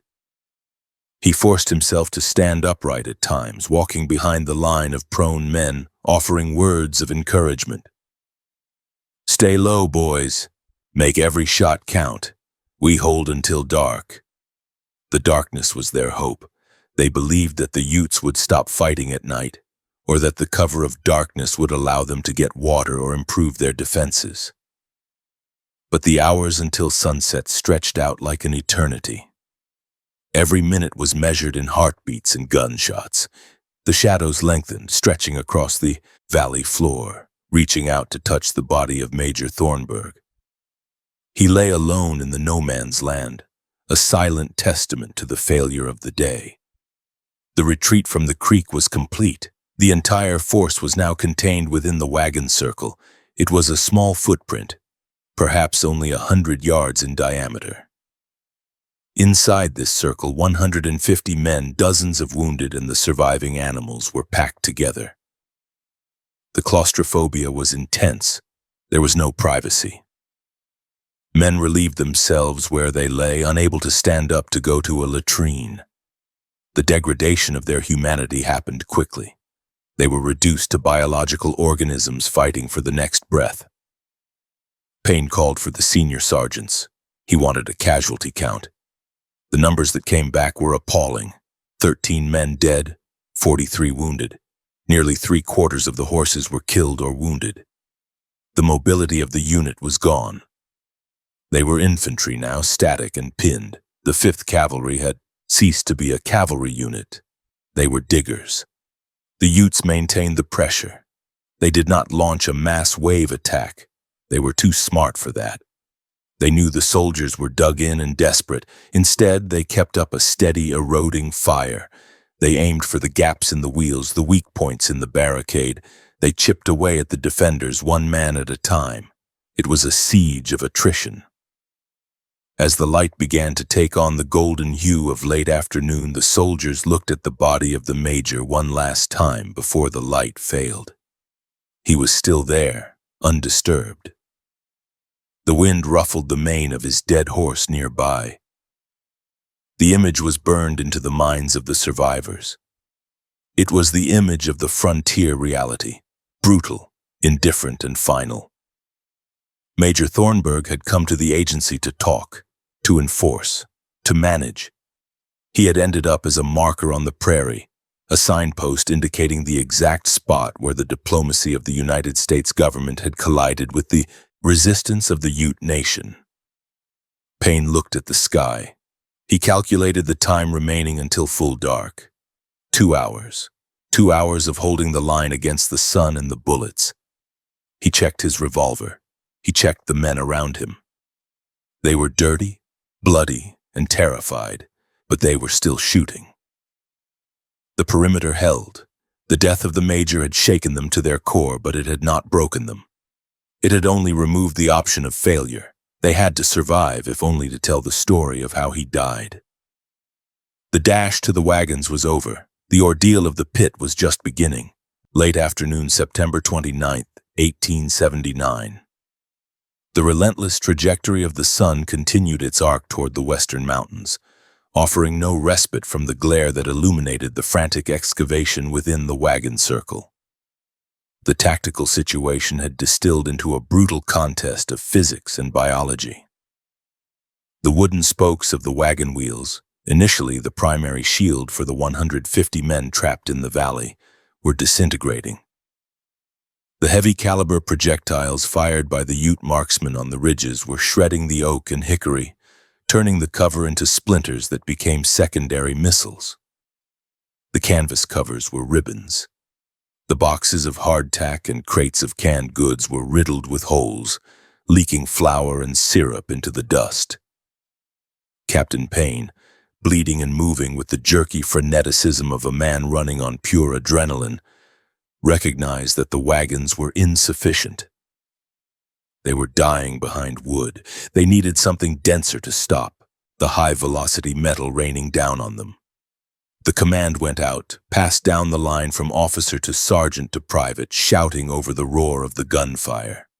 It was an order that violated every instinct of the cavalryman, a directive that severed the bond between man and beast that was the foundation of mounted warfare. They had to kill the horses. The animals inside the perimeter were already panic-stricken, many of them wounded and thrashing, posing a danger to the men huddled near them. A 1,000-pound animal kicking in its death throes could crush a skull as easily as a bullet. But the primary motivation was not mercy or safety. It was construction. The bodies of the mules and horses were large, solid masses of muscle and bone capable of absorbing fire that wood could not. They were raw material. The execution of the order was grim and industrial. Soldiers drew their revolvers, the heavy Colt 45s, and approached the animals they had groomed and ridden for hundreds of miles. There was no time for sentiment. A trooper would grab the halter of a rearing horse, pull its head down, and fire a single round into the brain or the base of the skull. The sound of these point-blank shots was distinct, a dull pop compared to the crack of the rifles. The animals collapsed with heavy, earth-shaking thuds, their legs folding beneath them, the dust puffed up around the falling bodies, adding to the gray haze that hung over the pit. Within 20 minutes, the interior of the wagon park was transformed into an abattoir. The labor of arranging the barricade began immediately. Men holstered their pistols and grabbed the legs and tails of the carcasses. It took 4 or 5 men to drag a dead cavalry mount into position. They slipped in the blood that was already soaking into the parched soil. The work was exhausting. The altitude, the heat, and the stress had already drained their energy reserves, but the fear of death provided a final, desperate burst of strength. They dragged the carcasses to the gaps between the wagons, piling them nose to tail, stacking them like cordwood. A dead mule was placed on top of a dead horse. The bodies were malleable at first, warm and heavy, but they would soon stiffen. The soldiers pushed and heaved, grunting with effort, their uniforms becoming smeared with the gore of the animals. The Ute warriors on the high ground saw what was happening. They understood the tactic and intensified their fire, aiming at the work parties. Bullets slapped into the wet flesh of the dead animals with a sound that was sickeningly organic, a wet thud that differed entirely from the strike on wood or dirt. The carcasses absorbed the rounds, jerking slightly with each impact as if still alive. The men working on the barricade crouched low, using the bodies they were dragging as rolling shields. A corporal pulling at the hind leg of a sorrel felt the vibration of a bullet striking the animal's hip just inches from his hand. He did not let go. He pulled harder, jamming the carcass into a space between 2 wheels to close a sight line that a sniper had been exploiting. To supplement the wall of meat, the soldiers raided the wagons for anything with mass. Sacks of flour, intended to bake bread for the agency, were hauled out and stacked between the animal bodies. The flour sacks were heavy, dense, and effective at stopping bullets. However, when a round struck them, they exploded in a puff of white powder. This fine dust coated the men nearby, turning them into ghostly figures. The mixture of white flour, red blood, and gray gun smoke created a paste that clung to everything. It matted the beards of the men and clogged the actions of their rifles. Crates of bacon were also utilized. The salt-cured meat was dense and heavy. They stacked the wooden boxes like bricks, building the ramparts higher. Simultaneously, the digging continued with desperate intensity. The soldiers of the frontier army were equipped with the trowel bayonet, a wide spade-like instrument designed for entrenching. It was often despised for its poor balance on the end of a rifle, but in the hard-packed clay of Milk Creek, it was the most valuable tool they possessed. Men lay on their stomachs, scraping at the earth, throwing the loose dirt forward onto the carcasses to add another layer of protection. The ground was stubborn. It was filled with rocks and roots of sagebrush. Fingers were raw and bleeding. Nails were torn back. But the whole was life. Every inch of depth meant a lower profile. They dug skirmish pits, individual depressions that allowed a man to lie flat and still fire his weapon. The perimeter began to take on the shape of a grotesque fortress. The outer ring consisted of the wagons, some upright, some overturned. Inside that was the secondary line of dead horses and mules, bolstered by crates and sacks. Behind that were the shallow trenches where the men lay. The smell was becoming overpowering. The bowels of the animals, often perforated by bullets, released a stench of digested grass and offal that mixed with the metallic smell of blood and the sulfur of black powder. The heat of the late afternoon sun cooked this mixture, creating a miasma that hung low in the depression. Men retched as they dug, their stomachs empty but their olfactory senses overwhelmed. Captain Payne moved along the line, checking the construction. He was covered in dust and blood, indistinguishable from his men save for the authority in his voice. He ordered the distribution of ammunition to the new firing positions. The crates of cartridges were broken open, and the copper rounds were poured into hats or onto the ground within easy reach of the riflemen. The shiny brass was a stark contrast to the filth of the trenches. Payne ensured that the wounded were placed in the deepest part of the pit, behind the thickest section of the carcass wall. Dr. Grimes continued his work there, using the body of a large draft mule as a surgical table of sorts, shielding his patients from the plunging fire. The sheer volume of fire directed at the barricade was staggering. The Utes were well supplied with ammunition, and they did not conserve it. They kept the soldiers pinned, forcing them to keep their heads down. The sound of the battle was a constant roar, a backdrop of violence that numbed the senses. The soldiers learned to distinguish the sounds of the different weapons. The sharp crack of the Winchesters, the heavy boom of the Buffalo guns, and the deeper report of the Springfield carbines. They also learned the sounds of the impacts. A bullet hitting a wheel spoke sounded like a dry stick snapping. A bullet hitting a man sounded like a fist hitting a side of beef. As the wall grew, the soldiers found themselves fighting from behind the bodies of their own mounts. A trooper would rest the barrel of his carbine across the flank of his dead horse, using the animal as a sandbag.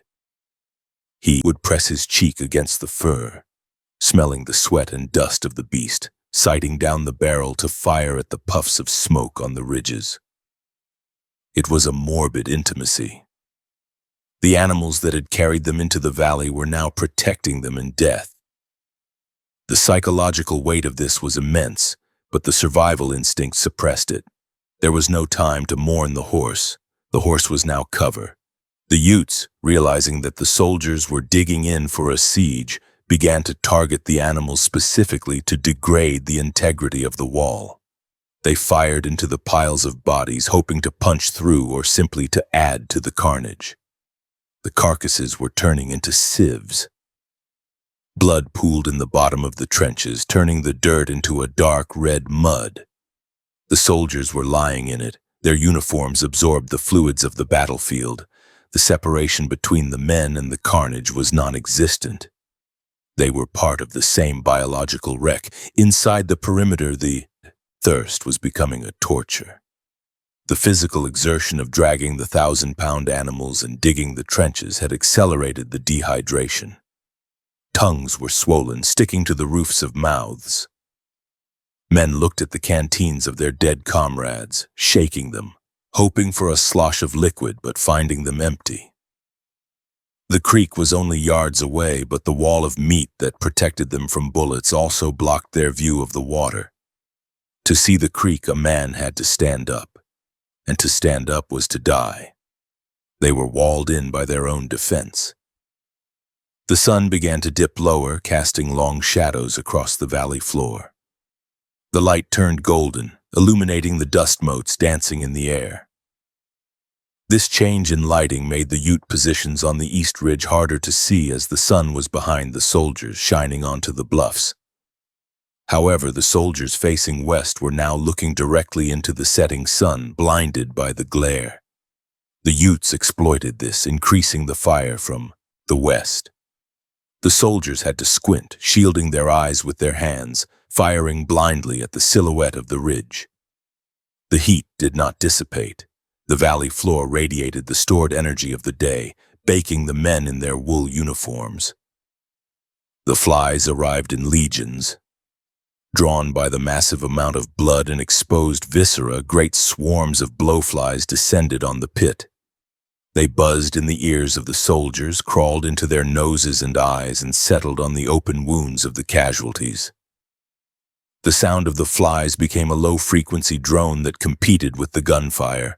It was a maddening addition to the misery. Men swatted at them futilely, their hands slick with sweat and grime. The flies were the first wave of the decomposition process, arriving before the bodies were even cold. In the center of the corral, the teamsters and the soldiers worked to secure the surviving animals. There were still some mules and horses alive, those that were being protected for potential transport or because they were in the very center of the circle. These animals were terrified, their eyes wide, trembling uncontrollably. They smelled the death of their kind. The soldiers had to tie them down, hobbling their legs to prevent them from bolting and destroying the barricade from the inside. The living animals were pressed against the dead ones, a confused tangle of legs and hooves. A sergeant, his arm wrapped in a bloody bandage, supervised the reinforcement of the north side of the perimeter. He saw a gap where two wagon wheels met but did not touch. He ordered a private to drag a bedding roll and a saddle to fill the space. The private moved to comply but was pinned by a burst of fire that kicked dirt into his face. He waited, counting the seconds, then lunged forward, jamming the saddle into the gap.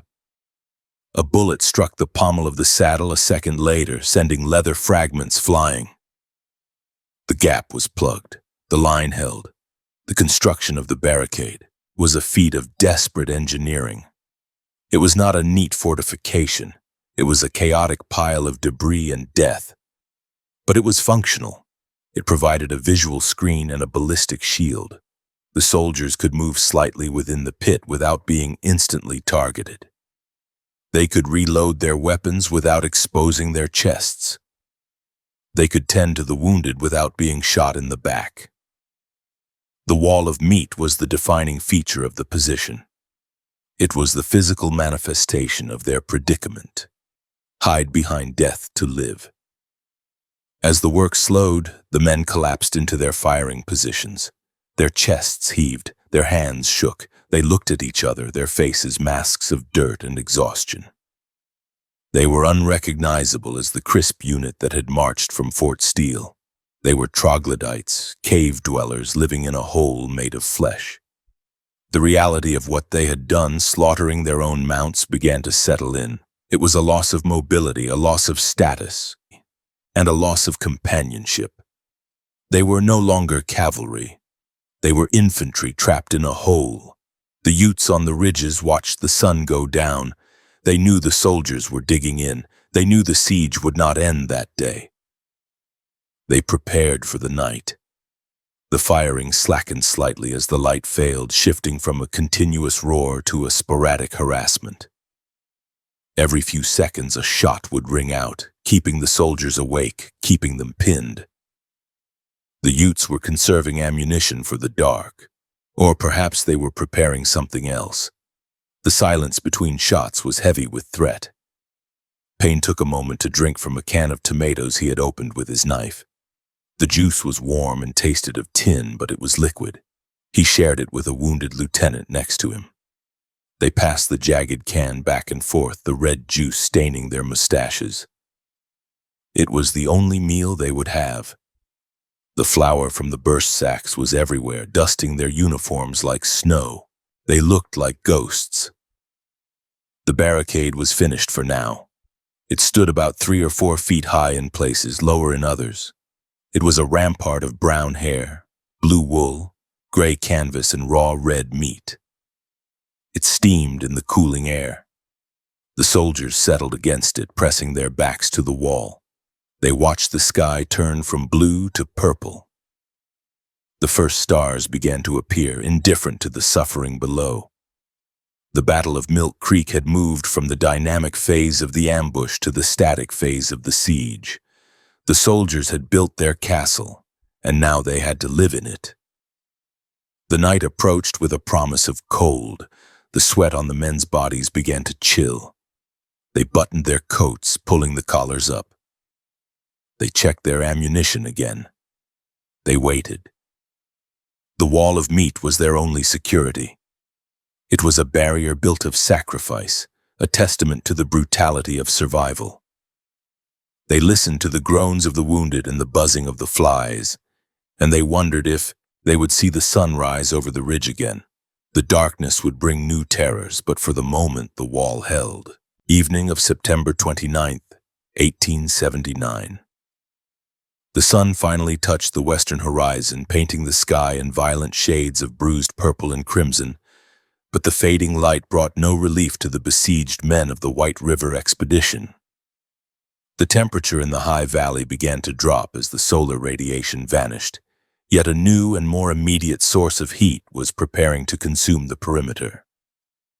The Ute warriors, frustrated by the resilience of the makeshift fortification and the stubborn refusal of the soldiers to be overrun, turned to the oldest weapon on the plains.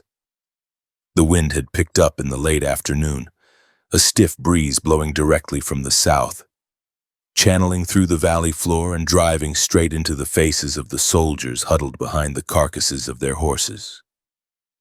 The vegetation surrounding the wagon park was a dense carpet of sagebrush and dried ryegrass, cured by a summer of drought into tinder that was chemically volatile and ready to ignite. The soldiers watched with growing dread as movement ceased on the ridges and concentrated on the upwind side of the valley. A warrior, visible only as a shadow against the darkening scrub, struck a flint or a match. A small tongue of orange flame appeared, flickering tentatively for a second before catching a clump of dry sage. The oil in the plant acted as an accelerant. The fire did not grow slowly. It exploded outward, jumping from bush to bush with a crackling roar that sounded like ripping canvas. Within moments, a line of fire stretching 200 yards across the valley floor was established. A living wall of heat that began to march toward the wagons, driven by the relentless push of the wind. Smoke rose instantly, thick and oily. It was not the clean white smoke of wood, but the black acrid smoke of resinous brush. It rolled forward in a solid bank, hugging the ground, moving faster than a man could walk. The soldiers inside the perimeter realized the gravity of the threat immediately. The bullets were a probability, the fire was a certainty. If the flames reached the wagons, the canvas covers would ignite, the wood would burn, and the ammunition crates packed with black powder would detonate, turning the entire defensive position into a crater. The men gripped their rifles, their knuckles white, but rifles were useless against a chemical reaction. Captain Payne, his face a mask of dried blood and grime, shouted orders that were barely audible over the approaching roar. He commanded the men to prepare to fight the fire. This meant abandoning the relative safety of the trenches and the barricade to stand up and expose themselves to the enemy fire that was sure to accompany the smoke. The soldiers grabbed whatever was at hand to use as beaters. They stripped off their heavy wool coats, soaking them with the precious little water left in the canteens if they dared, or using them dry. They grabbed gunny sacks that had held grain, blankets from their bedding rolls, and even empty canvas panniers. They stood ready, their eyes streaming from the precursor wisps of smoke that were already stinging their corneas. The fire closed the distance rapidly. The heat preceding the flames was physical, a wall of thermal pressure that dried the sweat on the men's faces instantly. The sound of the burning sage was deafening, a continuous popping and hissing that masked the sound of the Ute rifles. The warriors used the smoke screen to advance, moving in behind the fire line, using the distraction to close within 50 yards of the barricade. They fired blindly into the smoke, sending rounds snapping through the haze. The soldiers could not see targets. They could only see the orange glow growing brighter and the black cloud swallowing the world. When the fire front hit the perimeter, the situation descended into absolute chaos. The flames licked at the outer wagons, curling around the wheels and scorching the paint. The dry grass inside the circle began to smoke, ready to flash over. The soldiers leaped into action. They beat at the ground with a frantic, rhythmic violence. They slammed their coats and sacks onto the burning brush, smothering the oxygen. Sparks flew into the air, landing on their uniforms, burning holes in the wool and stinging their skin. Men stomped on burning tufts of grass with their boots, the leather smoking from the contact. The heat was intense enough to blister skin.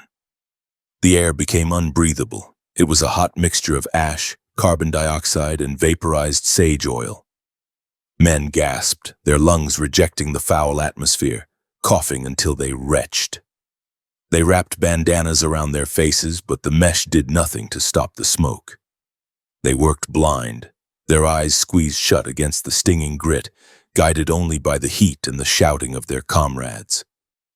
A sergeant near the south perimeter screamed as his trousers caught fire. He dropped to the ground, rolling in the dirt to extinguish the flames while a private beat him with a blanket. The Utes intensified their fire, aiming at the silhouettes of the men fighting the blaze.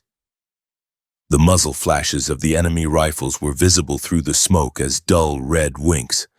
Bullets struck the ground around the firefighters, kicking up sparks and ash. A soldier fighting the fire near a supply wagon was struck in the thigh.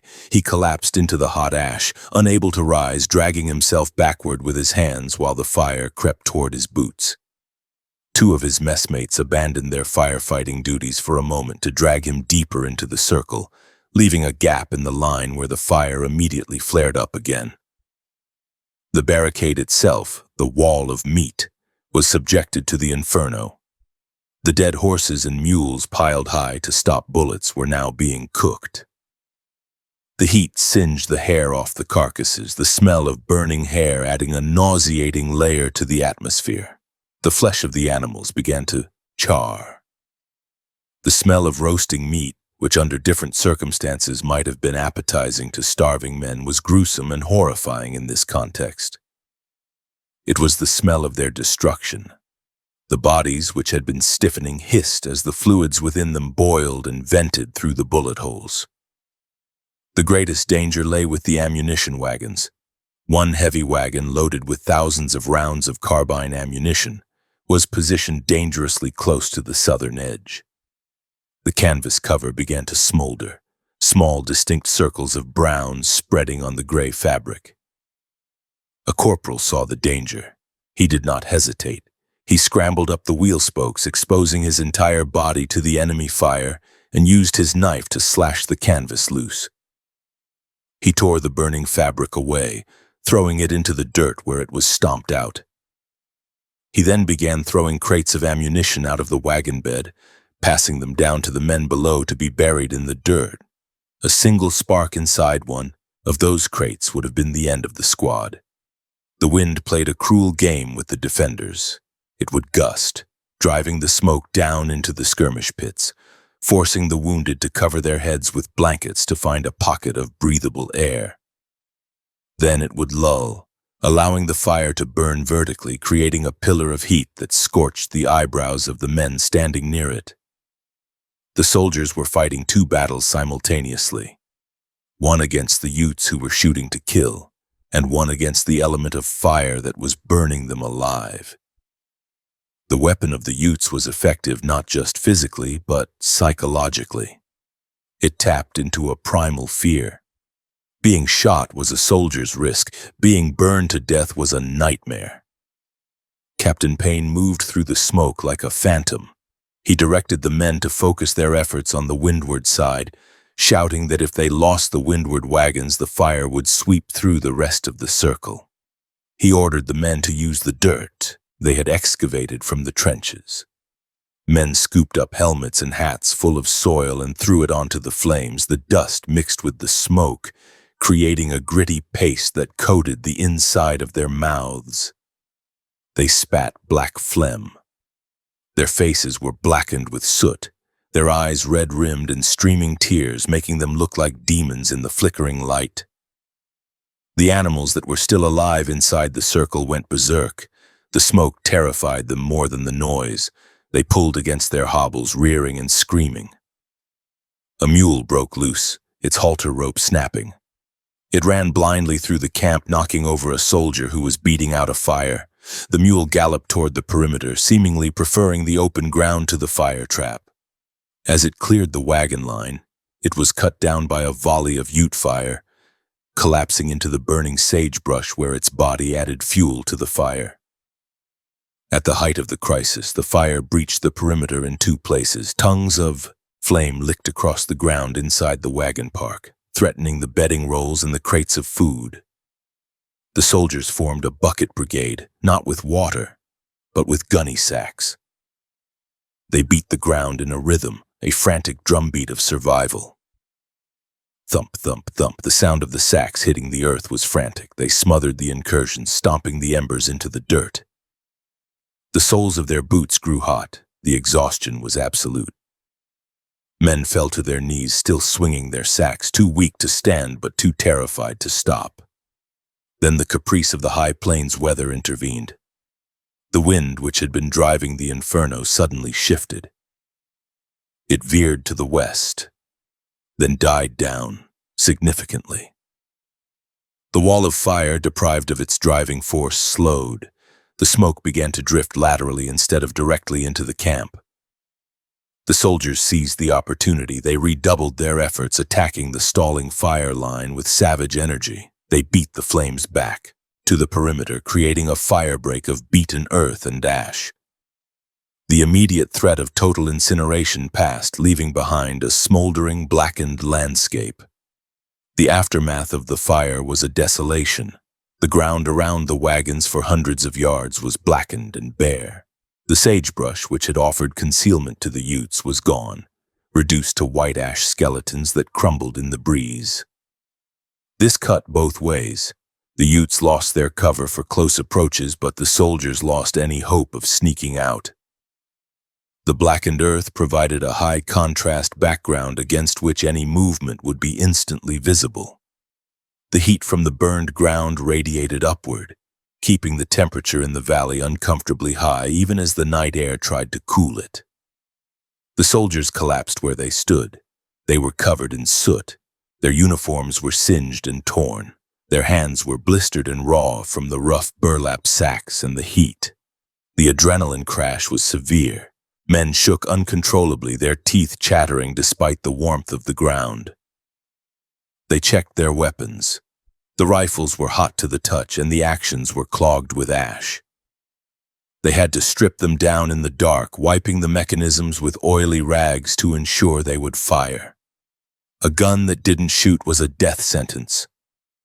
The smoke lingered in the valley, a heavy, acrid fog that burned the throat.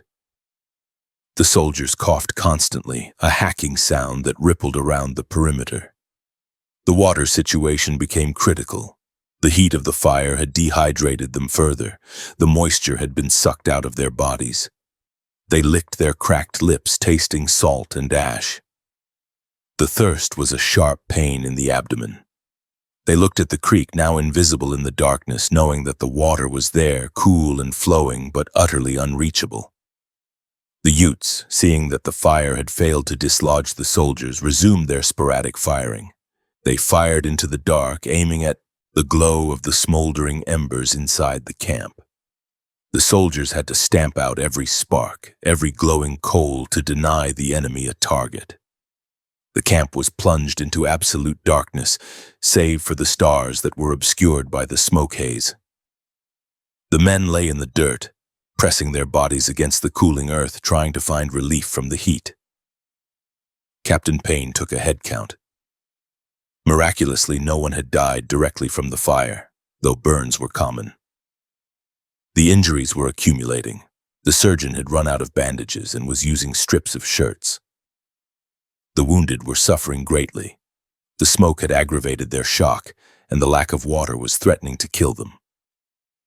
The groans of the injured were louder now that the roar of the fire had subsided.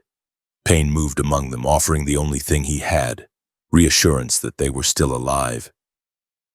The environment of the pit had changed. Before the fire, it was a dust bowl.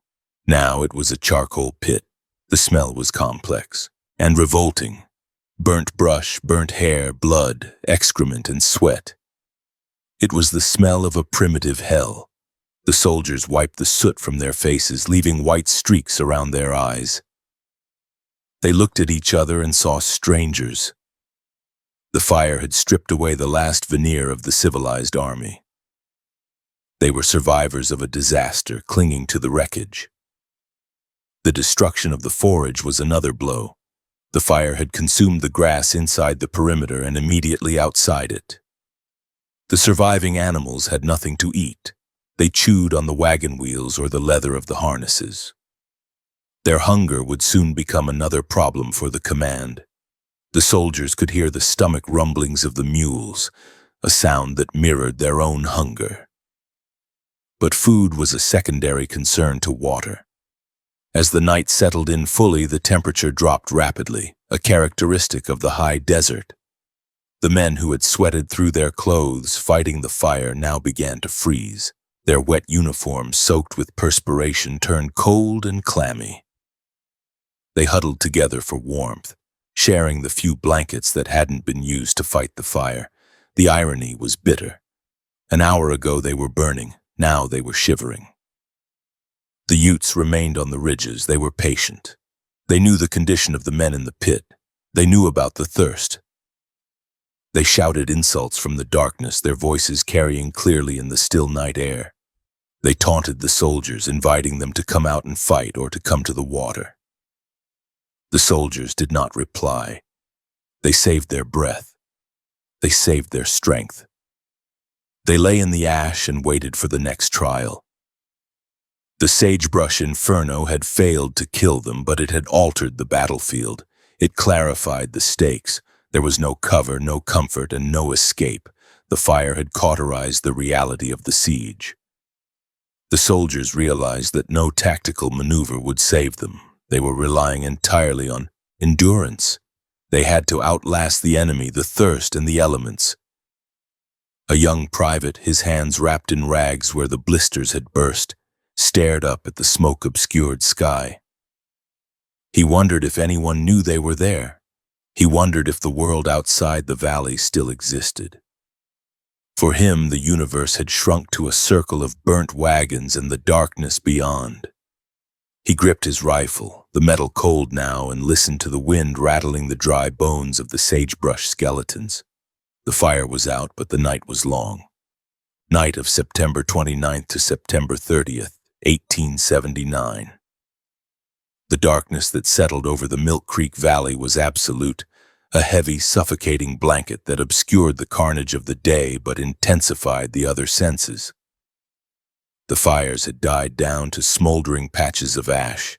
glowing like malevolent eyes in the gloom, but the heat they had generated dissipated rapidly in the high-altitude air. The temperature plummeted. Men who had been scorching in the inferno of the afternoon now found themselves shivering violently as the sweat froze on their skin. The adrenaline that had sustained them through the ambush, the siege, and the fire began to drain away, leaving behind a profound physical exhaustion that felt like paralysis. Yet sleep was impossible. The twin tortures of freezing cold and agonizing thirst kept every man in a state of jagged wakefulness. The thirst was the dominant reality of the pit. The men had been fighting for hours in the sun, inhaling dust and smoke, with little to no water intake. The physiology of dehydration began to dismantle their discipline. Tongues swelled until they filled the oral cavity, pressing against the teeth. Saliva production ceased, leaving mouths dry and tacky, tasting of gun oil and copper. Throats felt lined with sandpaper. The craving for water moved beyond a desire and became a singular, maddening obsession that crowded out even the fear of death. The sound of Milk Creek rippling over its stony bed just 200 yards away was a psychological torment. In the silence of the night, the water sounded louder than the gunfire had during the day, a constant mocking reminder of what they could not have. Captain Payne, shivering in his torn coat, met with his officers and the scout Joe Rankin in the center of the wagon corral. The situation was mathematically grim. They had ammunition and food, but without water, the command would be combat ineffective within 24 hours and dead within 48. Furthermore, the number of wounded was overwhelming the capacity of the surgeon. They needed relief. The nearest telegraph point was at Rawlins, 160 miles to the north. Someone had to break out. Someone had to ride through the Ute lines, navigate the hostile wilderness alone, and bring back the cavalry. Joe Rankin, a man of few words and immense practical skill, volunteered for the ride. He did not frame it as heroism. It was a logistical necessity. He knew the country better than any soldier in the pit. He knew the location of the water holes and the ranch settlements further north. He selected a mount with a critical eye, not necessarily the fastest horse, but the one with the most bottom, a sturdy animal that had survived the slaughter of the afternoon. He muffled the hardware on the saddle, wrapping cloth around the chains and buckles to prevent any metallic clatter. The ride would depend entirely on stealth in the first few miles. If he was heard, he would be run down and killed before he cleared the valley. The preparation for Rankin's departure was conducted in hushed tones. A few officers shook his hand, their grips firm and desperate. There were no speeches. Rankin mounted up in the deep shadow of a supply wagon. The soldiers near the gap in the barricade moved the dead horses aside just enough to let a rider pass. Rankin waited for a cloud to obscure the stars, darkening the valley floor further. When the moment came, he spurred his horse gently, moving out of the perimeter at a walk. The hooves struck the soft ash-covered earth with dull thuds. He moved north, retracing the path the column had taken down the ridge, heading directly into the teeth of the Ute position that blocked the retreat. The soldiers inside the pit listened intently. They held their breath, straining to hear the crack of a rifle or the shout of a warrior that would signal Rankin's end. Minutes stretched out. The silence held. Rankin, using his knowledge of the terrain, threaded his way through the ravines, bypassing the sentries on the skyline. He moved like a ghost, merging with the sagebrush. Once he cleared the rim of the valley and reached the open plateau, he let the horse run. He put the spurs to the animal's flanks, beginning the 160-mile sprint against time. He rode into the vast, empty blackness of Wyoming, a solitary spark of hope moving away from the dying embers of the command. Back in the pit, the focus returned to the immediate survival of the 150 men left behind. The cries of the wounded were becoming harder to ignore. Men shot in the gut or the chest were begging for water with a pathetic repetition that grated on the nerves of the defenders. Dr. Grimes, working by the light of a shielded lantern deep in the hospital pit, reported that he could not clean wounds or mix medicines without water. The risk of gangrene and infection was rising with every hour. The blood on the bandages was drying into hard crusts. The stench of the dead animals, which had been bad during the day, was now heavy and cloying, settling into the trenches like a fog. Payne authorized a water detail. It was a mission of extreme hazard. Volunteers stepped forward, stripped of their heavy accoutrements.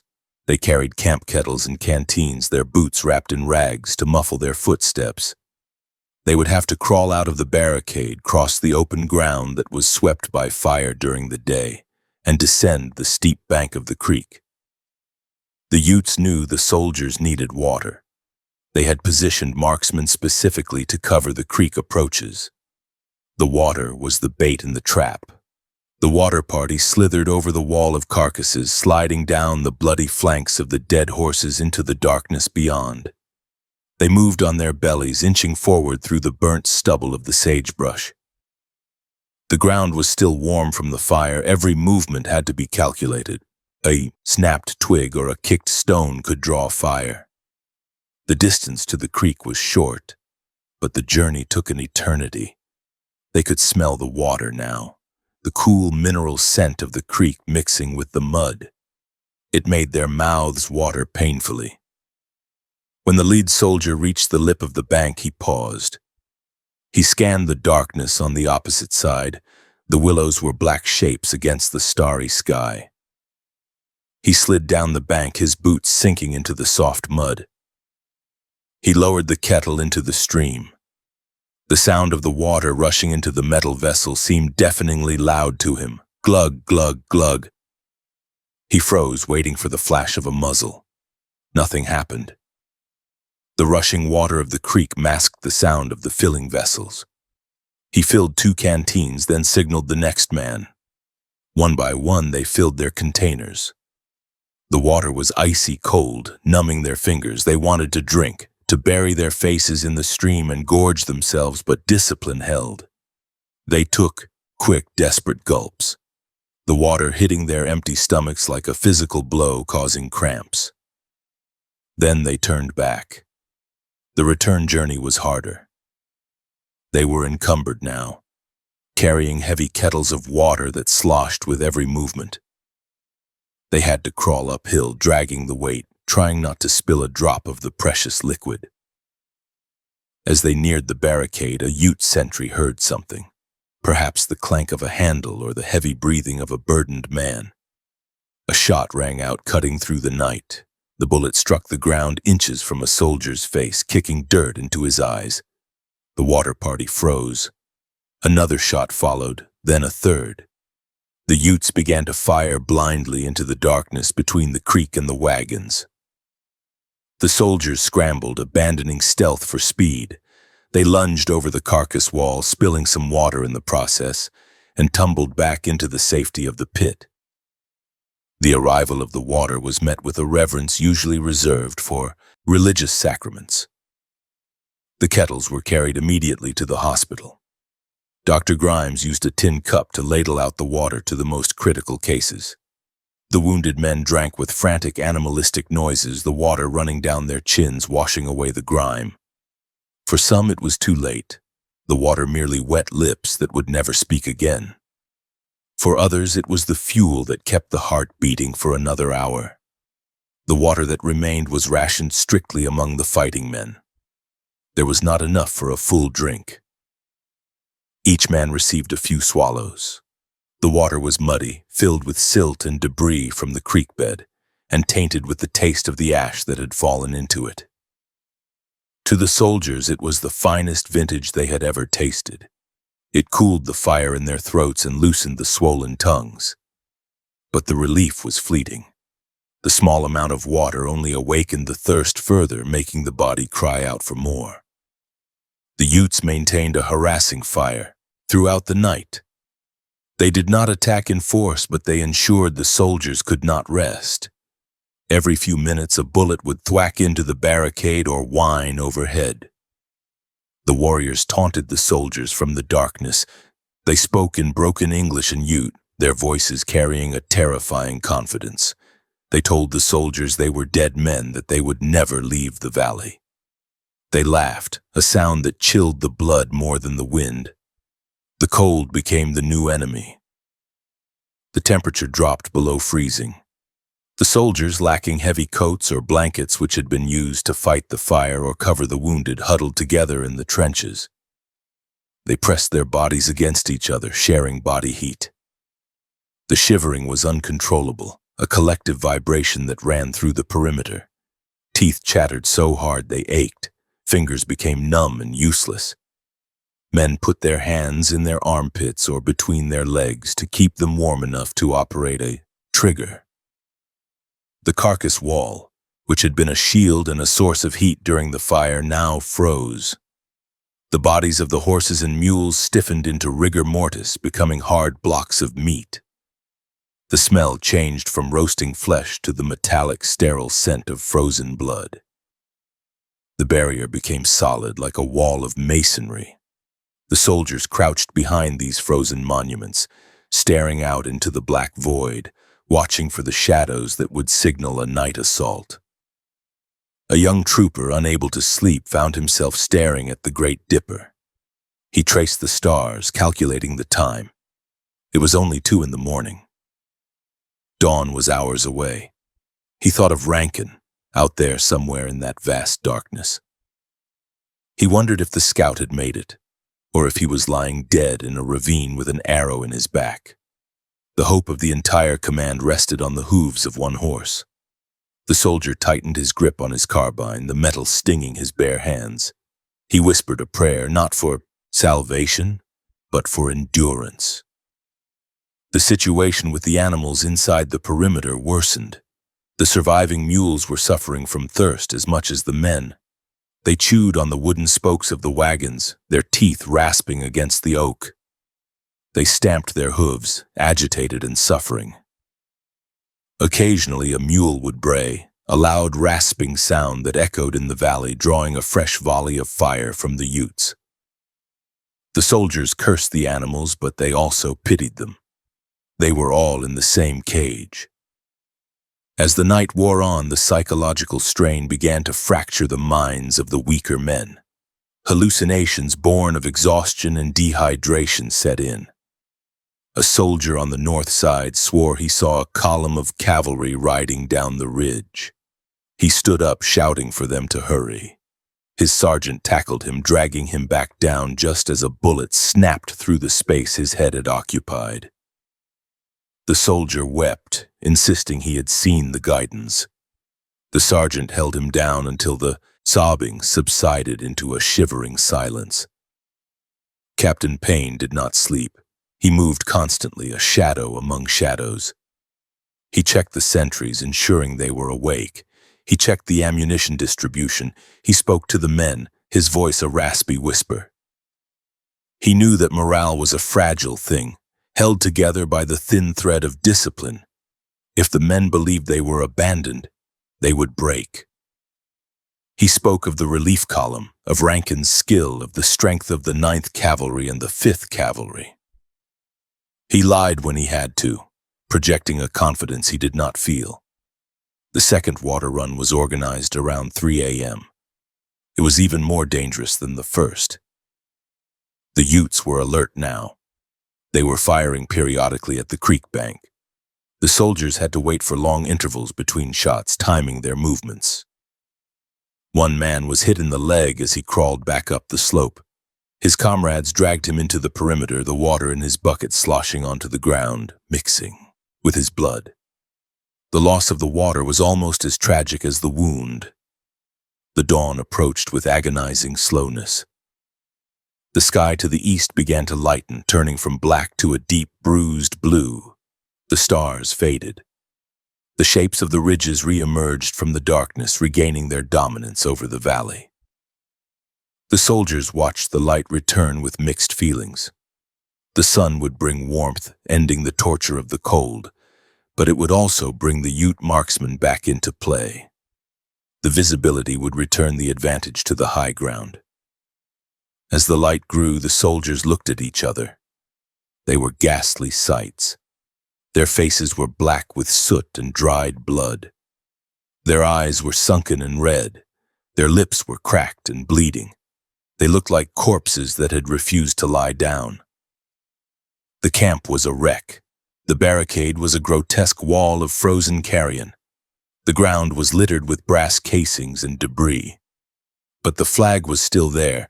It had been planted in the center of the corral, tattered and smoke-stained, but still flying. Joe Rankin was miles away now, pushing his horse through the sagebrush, his eyes fixed on the northern horizon. He was the courier of their despair and their hope. Behind him, in the valley of Milk Creek, the siege entered its second day. The men in the pit checked their weapons, drank the last dregs of the muddy water, and prepared to face the sun. The night had failed to kill them. Now the day would try again. The creek flowed on, indifferent to the thirst of the men dying on its banks. Its music was unchanged, a steady, rhythmic bubbling that mocked the dry throats of the soldiers. It was so close, yet it might as well have been an ocean away. The boundary between life and death was measured in the 60 yards of open ground between the barricade and the water. And that ground belonged to the Utes. Morning of October 2nd, 1879. The siege of the Milk Creek Valley had stretched into its fourth day, a span of time that felt geologic to the men trapped within the wagon circle. The sun rose with a predictable, hateful regularity, illuminating the scene of degradation that the pit had become. The soldiers of the 4th Infantry and 5th Cavalry were no longer recognizable as military professionals. They were scarecrows coated in a paste of gray ash, white flour, and dried blood. Their uniforms were stiff with filth. Their eyes receded deep into their skulls from dehydration, and their movements were lethargic, governed by the absolute necessity of conserving moisture. The wall of meat had completed its transition from a defensive rampart to a biological hazard. The carcasses of the horses and mules were bloating in the heat and freezing in the cold, their hides perforated by hundreds of bullets, leaking fluids that pooled in the bottom of the trenches where the men slept. The Ute warriors on the high ground maintained their vigil. They had settled into a rhythm of attrition, firing only when a target presented itself, conserving their ammunition for any attempt to break out or break in. They controlled the geography completely. The creek remained a forbidden zone, a 60-yard strip of death that separated the dying men from the water they could hear but not touch. The stalemate seemed unbreakable. The defenders had enough ammunition to hold the perimeter, but they did not have the manpower or the mobility to dislodge the enemy from the ridges. They were waiting for death, which approached slowly in the form of infection and thirst. 70 miles to the southeast, a different drama had been unfolding. Captain Francis Dodge, commanding Company D of the 9th Cavalry, was patrolling the region of Middle Park. His command consisted of black troopers, men known colloquially as Buffalo Soldiers, a moniker given by the indigenous tribes of the plains in respect for their fighting spirit and the texture of their hair. These men were veterans of the frontier wars, hardened by years of campaigning in the Southwest and the Northern Plains. They were disciplined, tough, and accustomed to being the tip of the spear in a military apparatus that often treated them as second-class citizens. On the 1st of October, a courier carrying a message from the besieged column had intercepted Dodge's patrol. The message was brief and catastrophic. Thornburg was dead, the command was surrounded, and they were facing annihilation. Dodge did not hesitate. He was a man of action who understood the calculus of time and distance. He knew that every hour wasted was a potential death sentence for the men at Milk Creek. He issued an order that stripped the company down to its fighting essentials. The heavy supply wagons, the tents, and the extra gear were left behind with a small guard detail. Each trooper was issued 225 rounds of ammunition and 3 days of rations. They were traveling light and fast. The march that followed was a test of equestrian endurance. The column of 35 men moved out at a pace that punished both horse and rider. They rode through the rough country of the Yampa Valley, navigating the broken terrain with a singular focus. The dust of their passage marked their trail, but speed was the only security that mattered. The troopers rode in silence, saving their breath, their eyes scanning the horizon. The 9th Cavalry took pride in their horses, and they pushed the animals to the limit of their cardiovascular capacity, trotting and cantering whenever the ground allowed, walking only when the grade was too steep. By the late afternoon of October 1st, the exhausted column reached the vicinity of the battlefield. Dodge halted the command to rest the horses briefly and to assess the situation. He knew that riding into the valley in broad daylight would be suicide. The Utes held the high ground and would pick them apart before they could reach the wagon circle. He decided to wait for the cover of darkness to make his move. The troopers checked their weapons, Springfield carbines and Colt revolvers, wiping the dust from the sights and ensuring the actions were smooth. They tightened their saddle girths, knowing that the final leg of the journey would likely be a dead run. The sun set, plunging the landscape into the deep cold of the high desert autumn. Dodge ordered the advance. The column moved slowly now, feeling their way through the darkness. They followed the road that Thornburg had taken just days before, winding down toward the Milk Creek Basin. The silence of the night was heavy. The troopers knew they were riding into a trap, essentially volunteering to join a prison population. But the ethos of the regiment demanded it. They would not leave fellow soldiers to die alone in the dirt. As they approached the rim of the valley in the early hours of October 2nd, the smell hit them before they saw anything. It was the stench of the pit, the rotting horseflesh, the latrine filth, and the smoke. It drifted up the canyon walls on the night breeze, a physical warning of what lay below. Dodge signaled for the men to draw their revolvers. They would ride in with pistols ready for close-quarters combat. The plan was simple: charge through the gap in the Ute lines and crash into the perimeter before the enemy could react effectively. The Utes, vigilant as they were, had not expected a relief force to arrive from that direction so soon. The darkness obscured the small column of black troopers on dark horses. Dodge led the way, his horse stepping carefully on the loose shale of the descent. They reached the valley floor without drawing fire. The wagon circle was a dark smudge in the center of the basin, silent and foreboding. The troopers tensed, waiting for the inevitable eruption of violence. When they were within a few hundred yards of the barricade, the silence broke. A sentry inside the wagon circle, hearing the approach of horses, shouted a challenge. "Who comes there?" The shout echoed in the valley. The Utes on the ridges, alerted by the voice, realized that something was happening on the valley floor. Dodge did not whisper his reply. He shouted back, his voice carrying clearly in the frosty air.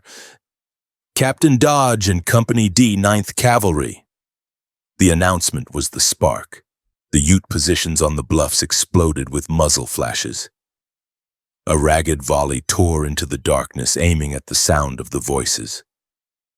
Dodge spurred his horse. "Charge!" he screamed. The 35 troopers kicked their mounts into a gallop. The horses, sensing the urgency and perhaps smelling the water of the creek or the blood of their kind, surged forward. The sound of 160 hooves thundering against the hard-packed earth filled the valley, a rolling drumbeat that drowned out the rifle fire. The dash was a chaotic blur of noise and motion. The troopers rode low in their saddles, presenting the smallest possible targets. Bullets snapped around them, buzzing like angry hornets. The darkness was their ally. The Utes were firing at sound and shadows, unable to draw a precise bead on the rapidly moving targets. The distance closed rapidly. The wagon circle loomed up out of the gloom, a jagged silhouette of wheels and piled carcasses. Inside the pit, the reaction was one of disbelief followed by ecstatic relief. The defenders, waking from their stupor, grabbed their rifles, initially fearing a Ute charge. When they heard the shout and recognized the uniform of the army, a cheer went up that was ragged and hoarse but filled with renewed life. "It's the 9th! The Buffalo Soldiers are here!" Men scrambled up from the trenches, waving their hats, ignoring the incoming fire to guide the relief force in. Dodge and his men reached the perimeter. There was no gate, only the gaps between the wagons that had been plugged with dead horses. The troopers had to rein in hard, their mounts sliding on their haunches in the dust. They jumped their horses over the lower sections of the barricade or squeezed through the narrow openings where the defenders frantically pulled aside crates and saddles. The scene was bedlam. Horses collided with wagons, men shouted instructions, rifles fired into the dark. As the last of the 9th Cavalry troopers cleared the perimeter and entered the corral, the Ute fire intensified, shifting from the approaches to the center of the camp. The arrival of fresh horses was a target the warriors could not resist. The mounts of the 9th, heaving from the exertion of the charge, were crowded into the small space alongside the surviving mules and the festering dead. The tragic irony of the relief mission became immediately apparent. They had ridden in to save the infantry, but in doing so, they had trapped themselves. Dodge dismounted, his boots hitting the filth of the trench floor. He was greeted by Captain Payne, who emerged from his dugout looking like a specter. The two officers shook hands amidst the chaos. Payne's hand was bandaged and bloody. Dodge's glove was coated in the dust of the ride. "We are glad to see you, Captain," Payne rasped, his voice cracking from thirst. Dodge looked around the pit, his eyes adjusting to the gloom. He saw the wounded lying in the mud, the wall of rotting meat, the exhaustion etched on every face. "We are here to stay," Dodge replied, a statement that was both a promise of support and an admission of their new reality. The celebration was short-lived. The Utes, realizing that a reinforcement had arrived, but that it was a small one, turned their attention to the new livestock. The horses of the 9th Cavalry were tired and standing still in the exposed center of the corral. As the sun began to lighten the sky, the marksmen on the ridges went to work. The D Company horses began to drop. The sound of the heavy bullets striking the living animals returned, a sickening repetition of the first day's slaughter. The black troopers watched with anguish as their mounts were cut down. These were not just government property. They were partners. A gray mare, a favorite of one of the sergeants, took a round to the neck and collapsed, thrashing in the dirt. The sergeant raised his carbine and ended her suffering with a single shot, his face a mask of stony grief. Within an hour of their arrival, almost all of the 42 horses that had made the gallant dash were dead or dying. The wall of meat grew higher, reinforced by the fresh carcasses of the relief column. The soldiers of the 9th did not wallow in the loss. They were professionals. They stripped the saddles and saddlebags from their dead mounts, salvaging ammunition and canteens. They took their places on the line alongside the white infantrymen. The racial segregation that defined the army and the society of the time evaporated in the trenches of Milk Creek. There was no black or white in the pit. There was only the living and the dead. A trooper from the 9th offered a plug of tobacco to an infantryman from the 4th. The infantrymen shared a spot in the defilade. They were united by the common denominator of survival. Dodge's arrival did not break the siege, but it changed the equation. He brought with him renewed firepower and, more importantly, a massive injection of morale. The defenders saw that they were not forgotten. The fact that a company of cavalry would ride through a gauntlet of fire to reach them restored their faith in the command structure. It proved that the army was coming. If 40 men could make it, then hundreds could. As the morning of October 2nd fully broke, the Utes probed the new defenses. They fired probing shots, testing to see if the reinforcement had made the soldiers careless. The return fire from the pit was now more robust. The 9th Cavalry troopers were excellent marksmen. and their carbines added weight to the volley. Dodge moved along the line, positioning his men in the gaps that had been weakly defended.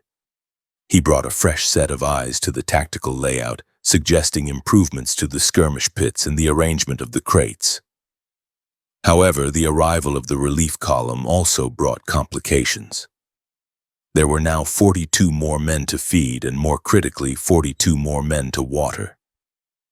The thirst equation became even more unbalanced. The canteens the 9th had brought were quickly emptied, shared among the most critical wounded. The situation at the creek remained unchanged. The Utes still held the water.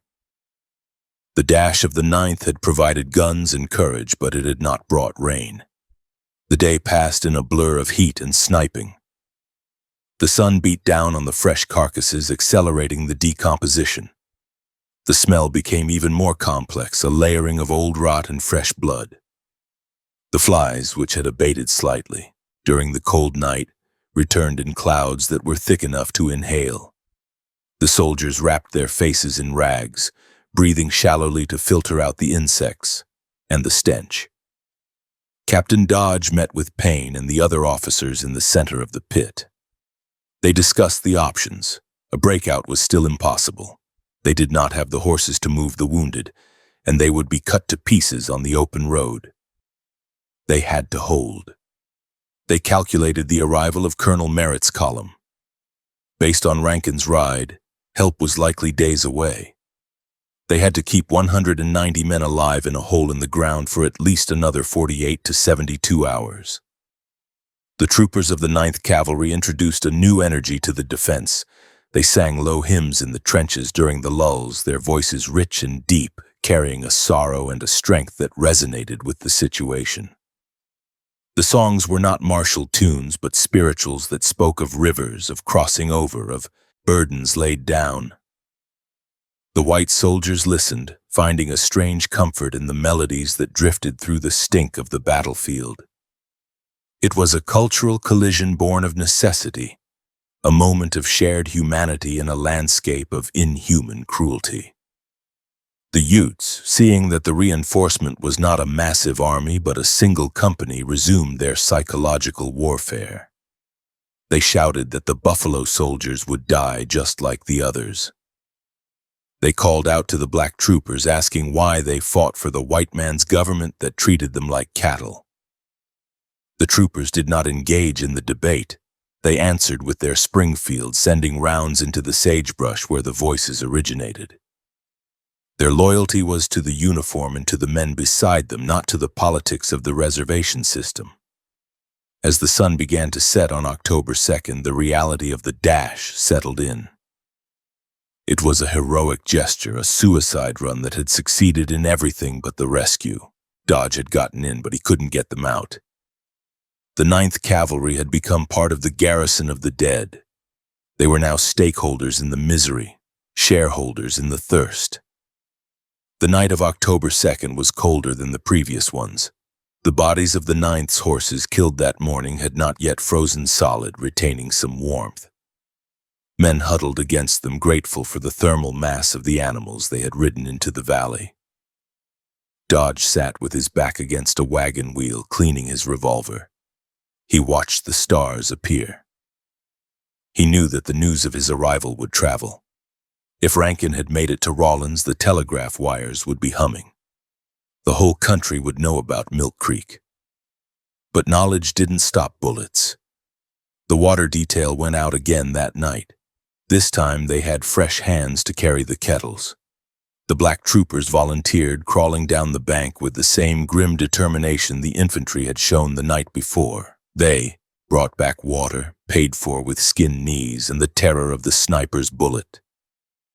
It was never enough, but it was something.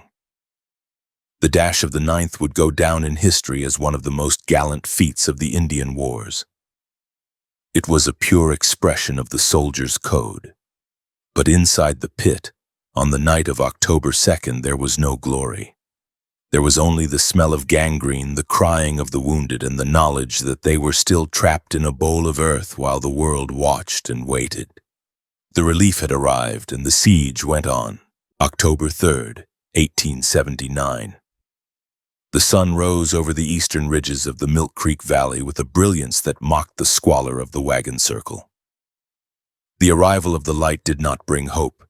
It brought the heat, and with the heat came the full, unmitigated realization of the biological nightmare the soldiers had constructed for their own survival. The siege had entered its 5th day. The adrenaline that had fueled the initial defense and the brief euphoria of Captain Dodge's arrival had evaporated, leaving behind a lethargic misery that weighed as heavily as the iron tires of the supply wagons.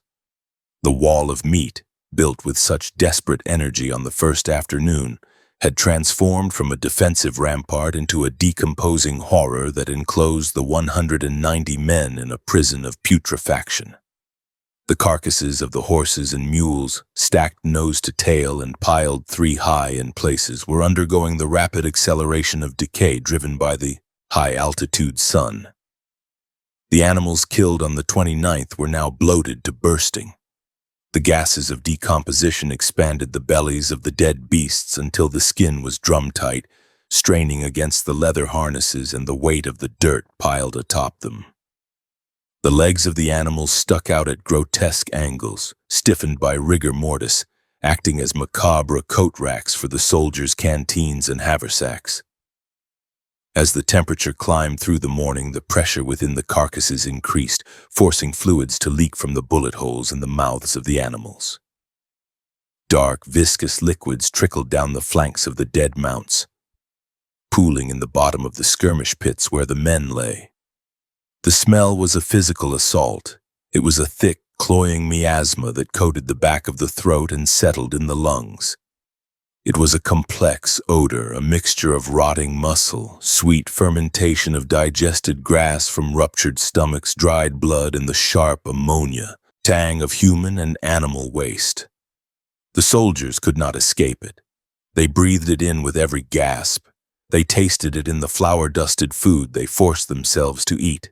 They smelled it on their own skin.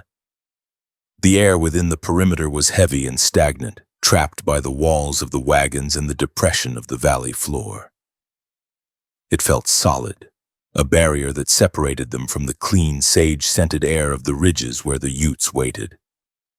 The flies arrived in legions that darkened the sky.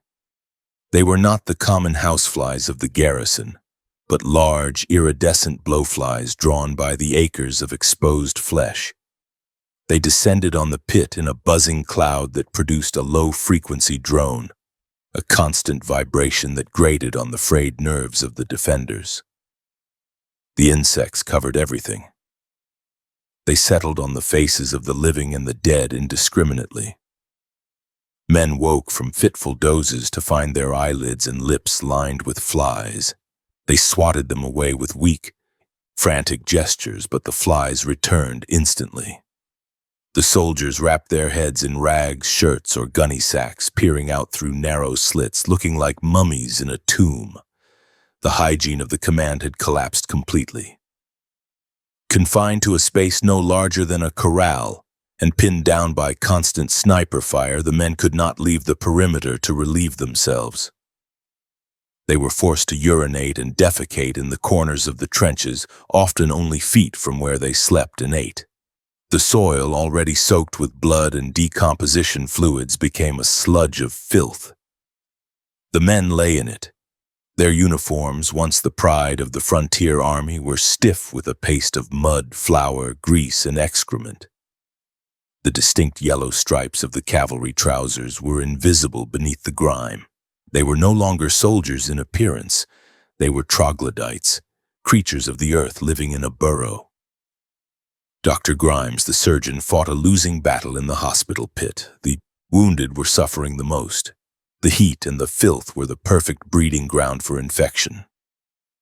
Gangrene began to set in. The smell of rotting living flesh was distinct from the smell of the dead horses. It was sharper, sweeter, and more terrifying. The surgeon had exhausted his supply of clean bandages days ago. He was reusing strips of canvas and dirty shirts, washing them in the murky water brought up from the creek during the night runs, but the water itself was laden with bacteria. He moved among the casualties, his hands stained dark, cutting away dead tissue with instruments he could not sterilize. The screams of the men undergoing these procedures without anesthetic echoed off the wagon sides, a sound that unnerved the healthy men on the line. The Utes on the high ground understood the psychological weapon they possessed. They directed their fire not just at the soldiers, but at the carcasses. A heavy-caliber bullet striking a bloated horse produced a sickening sound, a wet thwack followed by the hiss of escaping gas. The warriors aimed to burst the bodies, to release the foulness directly onto the defenders. When a carcass ruptured, the stench intensified instantly, causing men nearby to retch dryly, their stomachs empty of food but heaving with nausea. The Utes shouted from the ridges, their voices carrying clearly in the thin air, mocking the soldiers for living in a graveyard. They asked if the soldiers enjoyed the company of their dead ponies. Hunger was present, but it was secondary to the nausea. The food supplies were ample but unappetizing. The flour from the burst sacks coated everything. The men made a simple dough by mixing the flour with the muddy creek water, cooking it on heated shovel blades or flat rocks over small, smokeless fires made from broken wagon spokes. The result was a hard, unleavened biscuit that tasted of ash and grit. They ate it mechanically, needing the calories to shiver through the freezing nights. The bacon was rancid, the heat having turned the fat translucent and oily. They ate it raw or barely seared, wiping the grease from their beards with dirty hands. The water situation remained the pivot point of their survival. The night runs to the creek continued, but they were insufficient to hydrate 190 men and the surviving animals. The thirst was a constant low-level torture. Lips were cracked and bleeding. Tongues were swollen. The dehydration made the blood thick and the mind slow. Men hallucinated. They saw lakes in the distance where there was only sagebrush. They heard the sound of rain when the sky was clear. The discipline of the water rationing was harsh. A guard stood over the camp kettles with a drawn revolver. A sip was a sip. To take more was to steal life from another man. The integration of the 9th Cavalry troopers into the pit had settled into a grim routine. The 40-odd men of Captain Dodge's company were subjected to the same indignities as the white infantrymen. The racial lines that defined the social structure of the era were blurred by the layer of soot and dust that coated every face. A black trooper and a white trooper sharing a shallow foxhole behind a dead mule shared the same air, the same water, and the same risk. They took turns watching the ridgeline, one sleeping while the other watched for the glint of a rifle barrel. They shared tobacco, passing a plug back and forth, chewing to generate saliva that wasn't there. The boredom of the siege was as dangerous as the bullets. There were long hours during the day when the firing slackened, leaving the men with nothing to do but sit in the filth and think. They thought about the distance to Rawlins. They thought about the telegraph lines. They thought about their families. The mind, deprived of stimulation and subjected to high stress, turned inward. Some men became catatonic, staring at the wall of meat inches from their faces, counting the hairs on a dead horse's hide. Others became irritable, snapping at their comrades over minor infractions of space. Fights broke out over an inch of shade or a spilled drop of water, scuffles that were quickly suppressed by the exhausted officers. Captain Payne and Captain Dodge maintained a command presence, but they too were degrading physically. Their eyes were hollow, sunk deep into dark sockets. Their voices were raspy whispers.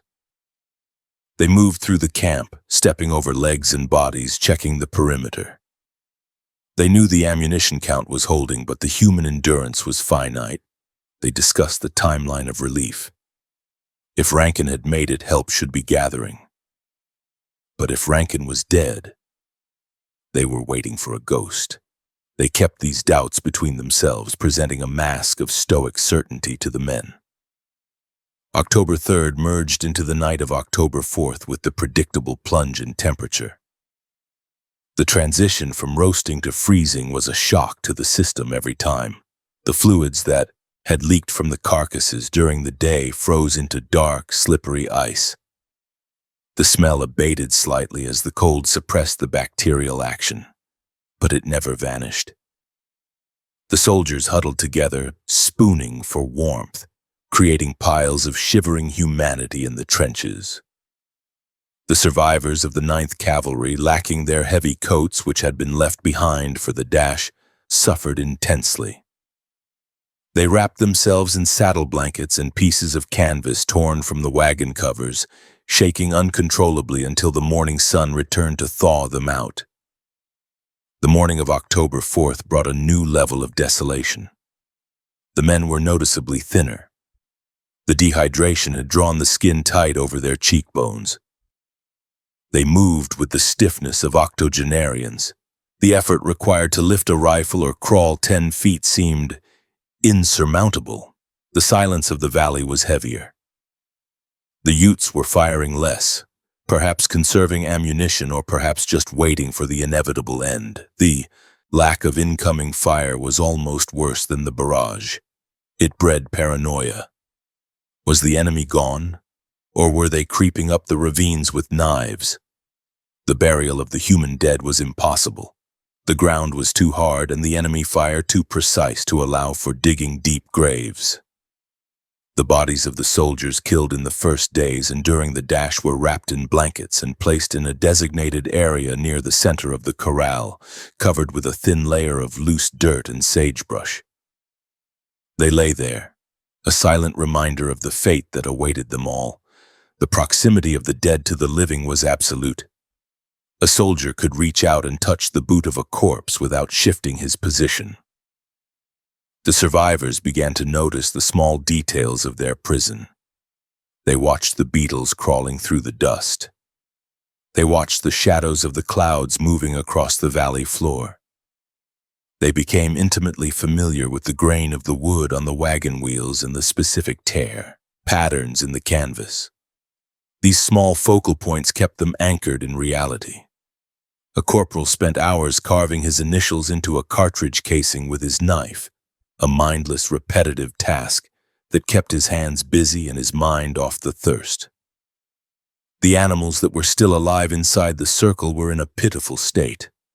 The few remaining mules were skeletons wrapped in hide, their eyes dull and crusted with mucus. They had chewed the woodwork of the wagons down to splinters. They stood with their heads hanging low, too weak to kick or bray. The soldiers looked at them with a mix of pity and hunger. If the relief did not come soon, the order would be given to slaughter the last of the living stock for food. It was a line they had not yet crossed, but it was visible on the horizon. The Utes continued their psychological pressure. On the afternoon of October 4th, a voice called out from the rocks asking if the soldiers were hungry. The warrior threw a piece of dried meat high into the air, landing it just outside the perimeter. It was a taunt, a demonstration that they had food and the soldiers did not. No one moved to retrieve it. It lay in the dust, a bait for a trap that no one was foolish enough to spring. The wind picked up in the afternoon, swirling the dust and ash into small cyclones that danced across the corral. The grit got into the actions of the rifles, requiring constant cleaning. The men stripped their weapons with blindfolded familiarity, wiping the springs and bolts with the last of the gun oil or even animal fat. A jammed rifle was a useless metal club. The metallic click-clack of the reassembly was one of the few man-made sounds that punctured the silence. As the sun began to lower on the 4th day of October, a sense of finality settled over the pit. They had survived the ambush, the fire, and the thirst, but the filth was conquering them. They were rotting while still alive. The boundary between themselves and the wall of meat was dissolving. They smelled like the dead. They looked like the dead. Captain Payne stood on a crate, peering over the barricade with his field glasses. He scanned the northern horizon, looking for the telltale dust cloud of a cavalry column. The heat shimmered, distorted the view, turning the sagebrush into dancing liquid. He saw nothing but the empty, hostile wilderness. He lowered the glasses and looked at his men. They were looking at him, their eyes asking the question he could not answer. The night of October 4th arrived. The cycle repeated. The cold, the shivering, the thirst. But there was a subtle shift in the atmosphere. The men were quieter. The groans of the wounded were softer, as the strongest had already died and the weak were fading. The energy for complaining was gone. They lay in the dark, listening to the creek, waiting for the end of the story. They did not know that 70 miles away a massive force was moving with the speed of a locomotive, driving horses into the ground to reach them. They only knew the stench of the pit and the narrow slice of stars above their heads. The waiting was the hardest labor. It required no muscle, but it consumed the soul. They waited for water. They waited for death. They waited for the sun. The battle had become a test of static endurance. The stench of the pit was the atmosphere of their world, a world that had shrunk to 50 yards of pulverized earth in the middle of the Colorado Rockies. The heroes of the charge were now the victims of the wait, and the wait was not over. Morning of October 5th, 1879. The dawn broke over the Milk Creek Valley with a silence that felt heavy and final. Inside the wagon circle, the men of the 3rd Cavalry, 5th Cavalry, and 9th Cavalry stirred from a freezing, fitful sleep. They were encased in a rime of frost that covered their filth-encrusted uniforms, making them look like statues carved from the frozen earth. The siege had lasted for 140 hours. The physical reserves of the command were utterly depleted. Eyes were sunken so deep into skulls that they appeared as dark bruises against the gray, ash-covered skin.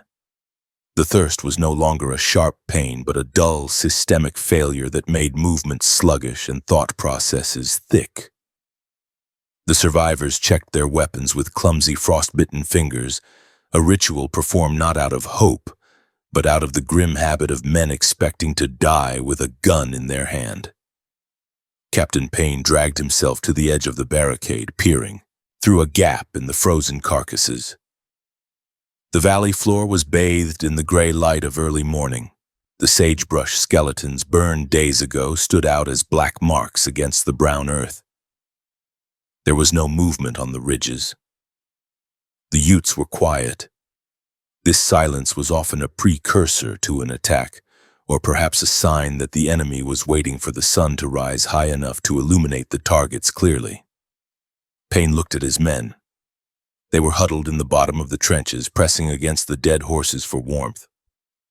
The smell of the pit, suppressed slightly by the freezing night, began to rise again as the first rays of the sun touched the valley floor. It was the smell of a slaughterhouse that had been left in the sun for a week. Suddenly a sound cut through the stillness. It was not the crack of a rifle or the scream of a wounded horse. It was a bugle note. Clear, sharp, and unmistakably American, the sound of officers' call drifted down from the northern ridge. The men in the pit froze. They looked at each other, their eyes wide with disbelief. Hallucinations had been common in the last 2 days, men hearing water running or voices of loved ones. They feared this was another cruel trick of the mind. But then the bugle sounded again, louder this time, followed by the deep, rhythmic rumble of thousands of hooves striking the earth. On the crest of the northern ridge, a sight appeared that broke the paralysis of the besieged men. A massive column of cavalry crested the skyline, silhouetted against the morning sky. This was not a small patrol like Dodge's. This was a legion. Colonel Wesley Merritt had arrived.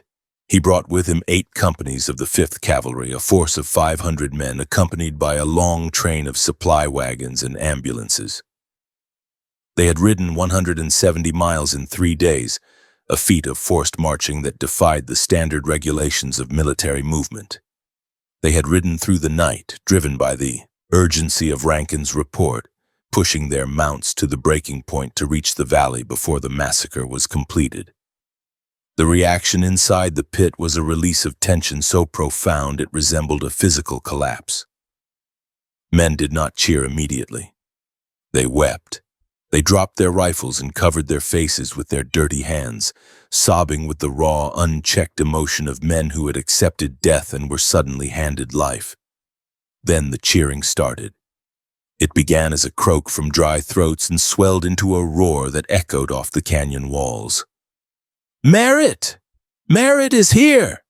The cry went up, passing from man to man, igniting a frenzy of activity. Soldiers scrambled up from the trenches, heedless of the Ute snipers, waving their hats, their blankets, and their arms at the blue line descending the ridge. The Utes on the high ground saw the column as well. They realized instantly that the tactical advantage had evaporated. They were no longer besieging a trapped remnant. They were facing a fresh, battalion-sized force equipped with ample ammunition and horses. The warriors fired a few parting shots, a defiant but futile gesture against the tidal wave of blue uniforms pouring into the basin. Then they melted away. They slipped over the back of the ridges and vanished into the rugged terrain of the Danforth Hills, dissolving into the landscape as effectively as they had appeared 6 days earlier. The siege of Milk Creek was broken not by a negotiation, but by the overwhelming application of mass. Colonel Merritt rode at the head of the relief column. He sat tall in the saddle, his uniform dusty but distinct. He signaled for the advance, and the column swept down the slope, the horses kicking up a massive cloud of dust that drifted over the valley. The sound was deafening. The thunder of hooves, the clatter of sabers, the rattle of the wagons. To the men in the pit, it was the most beautiful symphony they had ever heard. The relief force did not stop at the perimeter. They flowed around it, securing the high ground, pushing pickets out to the ridges to ensure the enemy was truly gone. When the first elements of the relief column reached the wagon circle, the soldiers of the rescue force were struck dumb by what they saw. They reined in their horses, staring in horror at the scene before them. The wall of meat was a grotesque monument to the ferocity of the fight. The piled carcasses of the horses and mules were rotting, perforated by thousands of bullets. The stench that wafted from the pit was overpowering, causing the fresh troops to gag and cover their noses with bandanas. Inside the circle, the survivors looked like ghouls. They were coated in layers of filth, their uniforms in tatters, their faces masks of soot and blood. They stumbled out of the trenches, looking small and frail next to the healthy, well-fed men of Merritt's command. Colonel Merritt dismounted and walked toward the barricade. Captain Payne, supporting himself on a wagon wheel, saluted. The salute was slow and shaky, but it was returned with crisp precision. Merritt did not speak of strategy or tactics in that moment. He looked at the condition of the men, at the shallow graves, at the wounded lying in the mud. He saw the price that had been paid. He ordered his medical officers to move in immediately. The ambulances were brought forward, the teams unhitched, and the canvas stretchers deployed. The priority was water. The men of the relief column unslung their canteens and handed them to the survivors. The discipline of the pit broke down. Men drank greedily, water spilling down their chins, washing away the grime in streaks. They drank until they choked, then drank again. Merritt's supply wagons were opened and fresh water kegs were rolled out. The sound of water glugging into cups was constant. For the first time in nearly a week, the men of the White River expedition could drink their fill without fear of a sniper's bullet. The creek, so long a zone of death, was reclaimed. Soldiers from the relief column went down to the banks, filling buckets and washing the faces of the wounded. The medical evacuation began within the hour. Dr. Grimes, exhausted to the point of collapse, handed over his patients to the fresh surgeons of the relief force. The wounded were lifted gently from the filth of the hospital pit. Men with gangrenous limbs, shattered bones, and festering gunshot wounds were placed on clean stretchers and loaded into the ambulances. The groans of pain were now mixed with sighs of relief. They were going home. They would sleep in beds. They would not die in a hole in the ground. The troopers of the 9th Cavalry, who had endured the last days of the siege alongside the infantry, were greeted by their counterparts in the relief column. The Buffalo Soldiers had lost their mounts, but they had kept their honor. They stood with the survivors, drinking water and smoking tobacco offered by the newcomers. Colonel Merritt acknowledged their contribution, noting that their arrival had been the only bright spark in the long darkness of the siege. The racial integration of the pit dissolved slowly as the units reformed, but the shared experience of the trench left a mark that would not be easily erased. The cleanup of the battlefield was a grim task. The surviving animals inside the perimeter were examined. Most were too weak to stand or too badly wounded to be saved. The farriers of Merritt's column moved among them, delivering the mercy shots that ended their suffering. The sound of these solitary pistol shots punctuated the morning, a final coda to the slaughter of the livestock.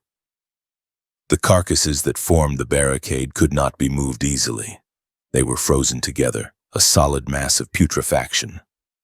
The soldiers of the relief column had to use ropes and teams of fresh mules to pull the wall apart, dragging the dead animals away to be burned or buried in mass pits dug away from the camp. The body of Major Thornburg was recovered. He was found where he had fallen 500 yards from the wagons. His body had been stripped by the Utes, but he was identifiable. The soldiers wrapped him in a canvas tarp and placed him in an ambulance. He would be returned to the fort for a military burial. The recovery of the commander's body provided a sense of closure to the operation. The head of the snake had been cut off, but the body had survived. Merritt walked the perimeter, inspecting the defenses. He marveled at the construction of the rifle pits. He saw how the men had used mess kits and bayonets to dig into the hard clay. He saw the splintered wood of the wagons, testament to the volume of fire they had absorbed. He realized that if the Utes had decided to launch a mass assault, the position would have been overrun. The survival of the command was due to the discipline of the soldiers and the hesitation of the warriors, but mostly it was due to the sheer, stubborn refusal of the men to die. The sheer number of spent cartridges on the ground was staggering. The brass casings carpeted the floor of the trenches, crunching under the boots of the relief troops. Merritt's officers estimated that thousands of rounds had been fired by the defenders.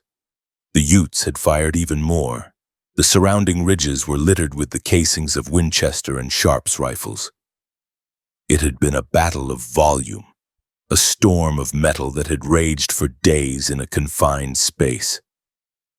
As the sun climbed higher, the heat returned and with it the flies. But the menace was gone.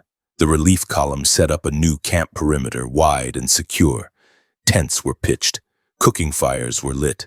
The smell of coffee and bacon, fresh bacon, not the rancid rations of the siege, drifted through the valley.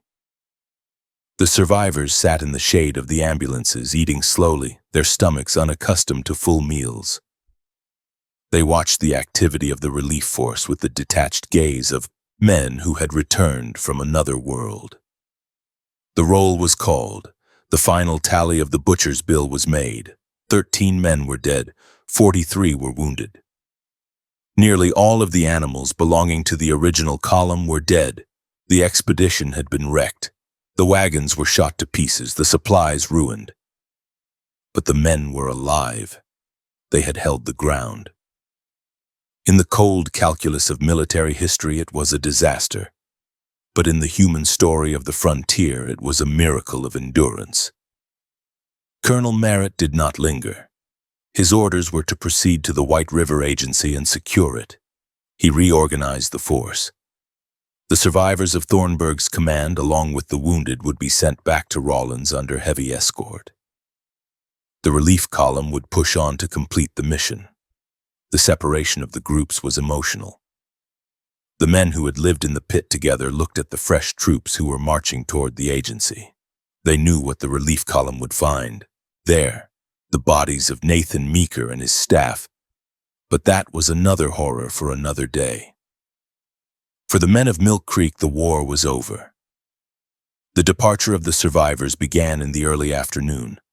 The ambulances, loaded with the wounded, moved slowly up the road, their wheels grinding through the dust that had trapped them. The walking wounded and the uninjured survivors marched alongside or rode in the empty supply wagons of the relief train. They looked back at the valley as they climbed the ridge. The site of the battle was a scar on the land. The blackened earth from the fire, the mounds of fresh earth covering the dead horses, the shattered wagons left behind. It was a monument to violence. The column crested the ridge and began the descent toward the open plains of Wyoming. The air tasted different here, cleaner, thinner. The claustrophobia of the valley lifted. The men breathed deeply, filling their lungs with oxygen that didn't smell of rot. They spoke little. The experience was too fresh, too raw to be processed into stories yet. That would come later in the barracks and the saloons when the fear had faded and only the glory remained. But for now, they were just tired men wanting to go home. Joe Rankin, the scout who had ridden for help, was there to meet them. He had ridden with Merritt's column, guiding them back to the scene. He watched the survivors pass. There were nods of recognition, small gestures of thanks. He had done his job. The system had worked. The telegraph, the railroad, and the cavalry had combined to snatch them from the jaws of the trap. It was a triumph of the industrial age over the indigenous resistance, a proof that the government could project its power even into the wildest ravines of the Rockies. As the last wagon cleared the ridge, the valley of Milk Creek fell silent again. The flies buzzed over the remaining carcasses. The creek bubbled over the stones, washing away the blood that had seeped into the banks. The wind blew through the sagebrush, scattering the ash. The battle was history now. The soldiers were gone. The warriors were gone. Only the dead remained to hold the ground. The Battle of Milk Creek had ended as abruptly as it had begun. It was a collision of cultures, a failure of diplomacy, and a testament to the brutality of survival. The men who lived through it would carry the stench of the pit in their memories forever. They had built a wall of meat and hidden behind it. And when the bugle finally sounded, they had crawled out of their graves to walk back into the world of the living. The column of Merritt marched south into the heart of the Ute Reservation. But the story of the siege marched north back to the civilization that had sent them there. A story written in dust, blood, and the iron resilience of the American soldier.